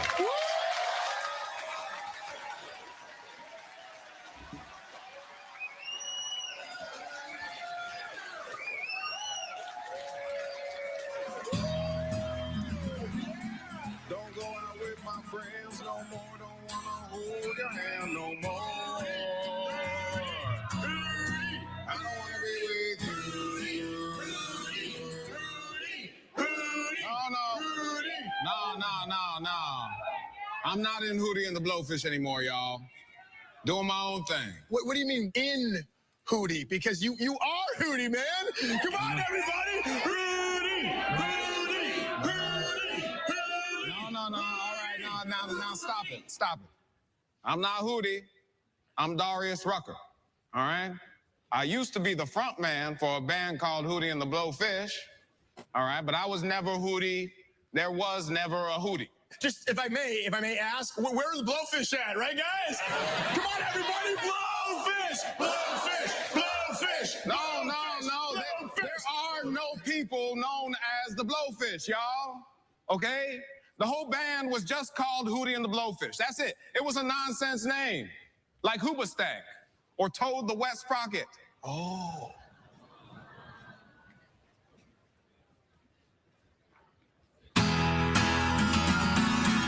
Don't go out with my friends no more. Don't wanna hold your hand no more. Hold up a second. I see. I get it now. I understand. Hey, we gotta pick, y'all. We gotta choose between Hootie or the Blowfish. So who wants to see the Blowfish? There's no Blowfish. Who wants to see Hootie?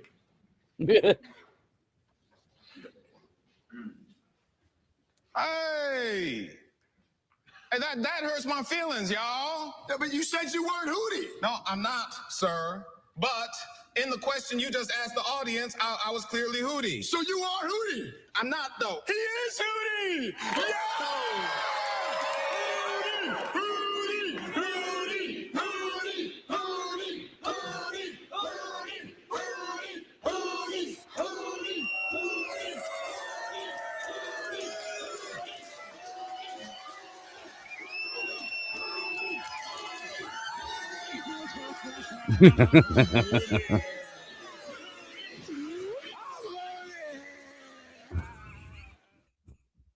I do. I hope that's happened at least once or twice in Darius Rucker's life.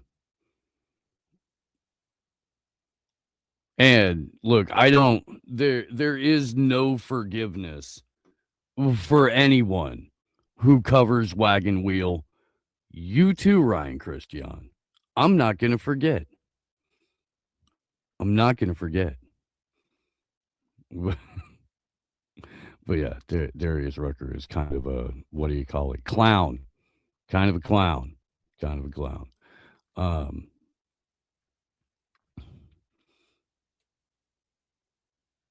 Yeah, I had a hold that was going to do I'll probably wait to do the Doug Stanhope bit till tomorrow. Yeah, I hope Tease figures the shit out, man. In the meantime, here's Craig Conant. I'm gonna tell you guys a story. The first time I drove stick shift, I was on mushrooms, and it wasn't my car. I was on alcohol, weed, and pills too. But I was camping. I was camping at the Malibu State Park. Leo Carrillo, my buddy Devin hit me up. He's like, "Hey, come camp." I had the mushies and the fireworks, so he hit me up. He knew who to call. He's like, "Come down." And I get there with my other buddies. There's 4 of us, and it's just Devin and a cot. No tent, no mushies, no fire. He needed us. What were you gonna do without us, bro? So we get there, we eat the fucking mushies, we're drinking beers, and then the mushies start kicking in, the sun's setting, fire's going, and everybody's laughing, but nobody said a fucking word, Like one by one, we're like a fucking opera, like, yeah. Oh. Nobody said shit. And we're fucking laughing, and then I see the cop coming up, the silhouette in the night. And I fucking see him, and I know he's the devil, I'm on the mushies, and I put my beer down because I've been cuffed up 3 times prior, I know how to live. So I put my beer down, and I just stand there. I don't even tell my buddies. I'm so fucking just fear, like, I'm just frozen. And then he comes up. And he kicks us out because you're not allowed to drink and eat mushrooms and have fireworks, Fucking pussy ass laws, And then he's kicking us out and he points at me and goes, "You're driving," because I'm the only one without a beer in my hand. And I'm like, "Bro, there's fucking worms coming out of your face. I can't do this shit. I didn't say that, I said, yes, sir. Then I it's my buddy's car. Adam, he makes bongs. He's dope. He's real dope shit. And it's his car, and I'm like, maybe the cop forgot, you know? And I get into the backseat, buckle up and everything, sat bitch in the middle. I was like, nobody wants to sit bitch. Maybe that'll trick him, you know? And he shines a light in my face, and he goes, no. I said, you're driving. And I was like, oh, shit, he didn't forget. But now I'm fucking seeing flashlight spots, real spots, on top of fake spots, you know? I'm fucking double hallucinating. And then I get in the front seat, and I drive my buddy Adam's coaching me. He's like, dude, it's stick shift. It's like a pendulum, bro. What goes up must come down, bro. Fucking loosey-goosey, bro. You got this, bro. And then I get in his car, and then I'm fucking trying to get it into first gear, and I'm just burning that fucking clutch. It's fucking ruining his car. And then he's like, bro, you fucking burning my clutch. I'm like, loosey-goosey, bro.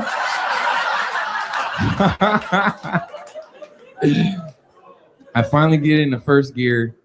I fucking stall that bitch like 4 times. So I don't know what the fuck I'm doing, and I'm on 4 drugs. And then the cop, the fucking he's a Smokey the Bear cop, a Forest Ranger cop. He's a fake cop, you know? But he's still in cahoots with the other motherfuckers. And he knocks on the window, and he's like, you okay, son? I'm like, no, I'm not.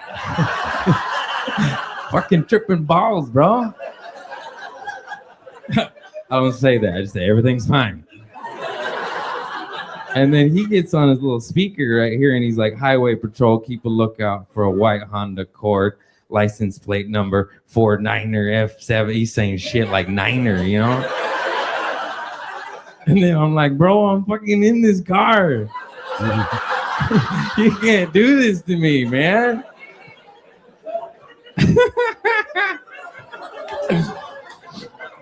Then I'm like, all right, I'm doing this shit. Get it into first gear, and then I get it moving. And I'm like, I'm staying in this shit. I get going like 35, 40 miles per hour in first gear at like 9,000 RPM. The car sounds like it's going to explode, you know? My buddy's thinking my car. I'm like, you shut the fuck up, loosey-goosey, motherfucker. I'm gonna fucking kill us.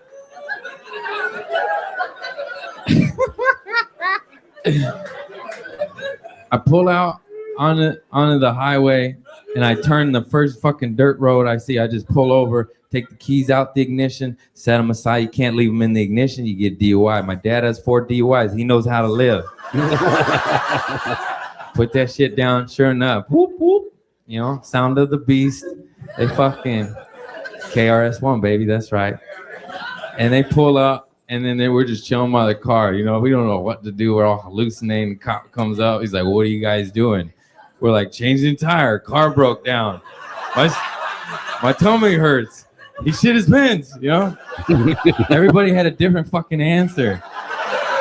And then the cop was like, all right, which one is it? And we were honest with him. We're like, all right, we're not completely honest. I didn't tell him about the hash in my pocket, you know? As I said, we were drinking in there. We got kicked out. We're fucked up. We can't drive home, you know, and we need to sober up. And he was like, all right, well, you guys can't be here and you can't drive home. And we're like, bro, what the fuck does that mean, dude? What are you, roomie? You know, we don't understand your Irish riddles, dude. And then he left.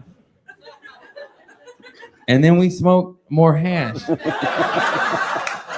And we got more fucked up than we ever were. And then we crashed into a parked highway patrol car. Craig Connett.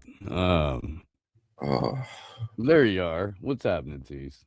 Hey, so you can like hear me? Testing. One, Yeah, two. sure. Yeah. All right. Sorry, everyone. Yeah, my computer. 5 by 5. T. Snyder. Yeah, no, my computer crashed, and then like the clock was set to December at 5 a.m. and I'm like, I got no idea what's going on. So. Was it the wrong year? The right? I don't know. Wasn't able to pull up the year, but it's pretty glitchy if it's setting you back to a different point in time. So that's where I'm at on my end. Hopefully the connection retains itself. Good morning, everybody. Right.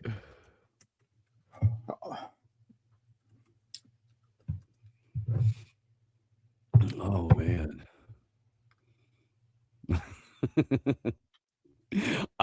I found so many parts of Craig's story relatable. Did. I don't, but yeah, it was pretty funny. Yeah. Definitely novel delivery style. I've never seen, or like it's almost like reminiscent to Cheech and Chong-esque kind of throw it out there like that. And, he's half Mexican stoner kid from Southern California. So I guess that's just like a regional dialect then. Yeah, it kind of really is. Okay. And you can tell it's Southern California. Like it gets a little bit more elongated the further north you go. Okay, so it'd be like the same comedy bit, only more paced out.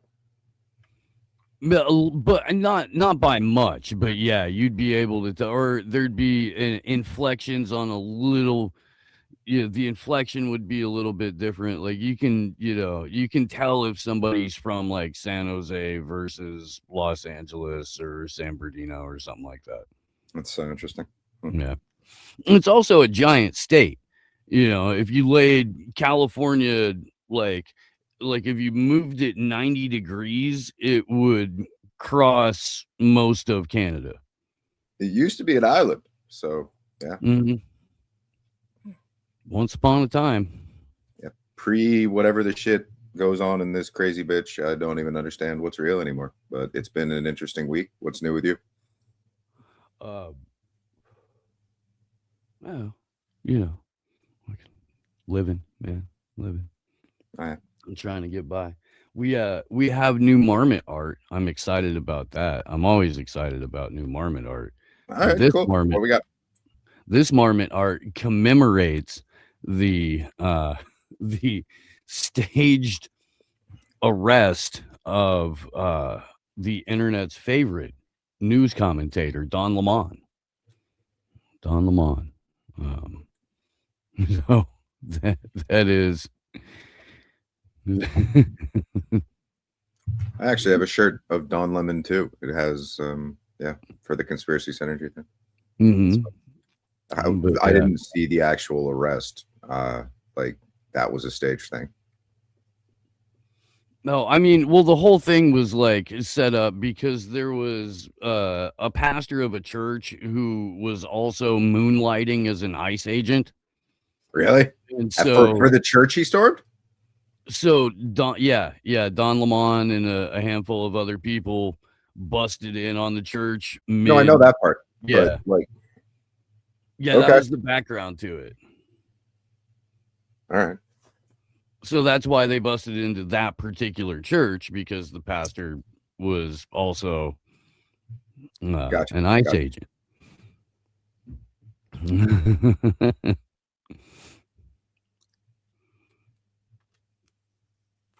San Jose is the biggest city in the U.S. with absolutely not a goddamn thing to do. I mean, yeah, maybe the Improv, or you can smoke meth and sleep under the First Street Bridge. I guess there's that to do. Japantown has some decent restaurants. There used to be that falafel place on this heading towards the south side. That was decent. But yeah, other than that, it's go to Santa Cruz and try and start fights on the beach. That's it's mainly what people in San Jose do. Yeah. Oh, good Lord. But yeah, the Don Lemon thing is, I don't know. It seems very, very, very set up, like the whole thing. And I don't know if I think he is that much of an idiot, but it wouldn't surprise me in the least if it was all theatrics and people just bumping into each other and creating kayfabe agitation in order to capitalize off it for clicks and being seen as if you still have clout. Or, I don't know, just information war piss people off. The one I found interesting, and I haven't verified it, but it's like, what's the Zach, the guy who's the whistleblower from Google account? What's his last name? Oh, Voorhees.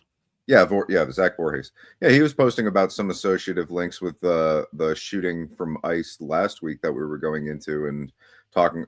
Someone had posted, but I didn't actually verify it, that the representation for George Floyd was also taken up by his family. Is that accurate, or is that just internet slander?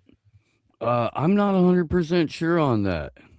Okay, well, there was that and the idea of basically just speculating about some kind of like overlapping forgery. One of the people in the chat was disagreeing with the idea that the audio analysis that we did or whatever was like correctly identifying one of the guns going off after it was pulled off the agent. And I'm just saying it's like, it's a really interesting season of psyops that seems to be happening at the same as a main time like information drop with the Epstein files and everything. And it's sort of just like that thing where there's a lot going on in every different nuance, and it's all happening so quickly that it sort of almost gets lost in the mix. And that's sort of just what it feels like on my end. I don't know what it's been like for you with like 3 million plus pages of shit that I don't know how to verify coming out, and a lot of it being weird and part of it being false, you know, all that kind of thing. So like, yeah, they're definitely trying to muddy the waters with it. Yeah. And I'm just feeling it a lot, trying to like monitor Twitter all day combined with like learning and doing the filming and stuff.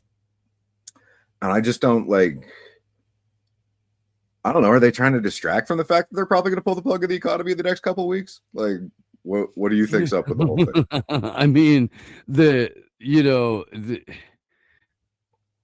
what Bitcoin lost 45% of its value in a month? Really? Is it at what? Well, my Coinami wallet fucking glitched out, so I don't know what the fuck I even have anymore. I can't look at it. I don't use Coinami. They suck. Yeah, but. Okay, that's good to know. I don't have any, but it's down to what, 72 now or something? Let's check. Yeah, okay. Well, that would make sense given that all of the emails seem to represent that the whole of the crypto market, as we've alluded to previously, was basically just a fabrication built on a fiat system in order to move people from investing in nothing into having energy spent to have anything at all. Yeah. And it's down to 74,749 right now. Okay, it might have gone up a little then, but yeah. Barely, yeah. Yeah. Okay. Yeah, no, I got rid of all of mine, so I don't care. But that's an interesting footnote to something that's fundamentally worthless. So it's really interesting to see people come around on that basic premise.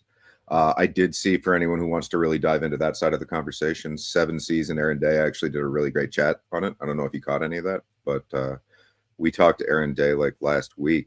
And Yeah. No, I caught a little bit of it, and Seven's going to be on tomorrow. Okay, cool. I'm going to catch back up with him a little bit. Yeah, he's been doing really solid work, continuing to basically reveal the mesh. What I've noticed with like even just thinking about it the last few days is that those last few days almost feels like the public consciousness is now satiated with the taste of something that they're going to have to digest, even in the cognitive, like dissonant, like detachment that is the average, like tuned out, refuse to accept reality boomer or something. You know, pick your generic demographic that previously wasn't able to approach this shit. Almost feels like they're going to be able to step up to plate now. You know? Yeah. Which I don't know. I've been thinking about like the release of the files as like one of the more fracturing blows to MAGA. Right? We'll see. Like, yeah. Well, there are a lot of people who were running around helping to sell Donald Trump as a candidate for re-election, who have over the last year, definitely with the first round of totally mishandling the Epstein thing, and here's binders, and hey, we've got binders, and oh, there's nothing. Turns out the binders were a hoax, a Democrat hoax that we fell for, but not again.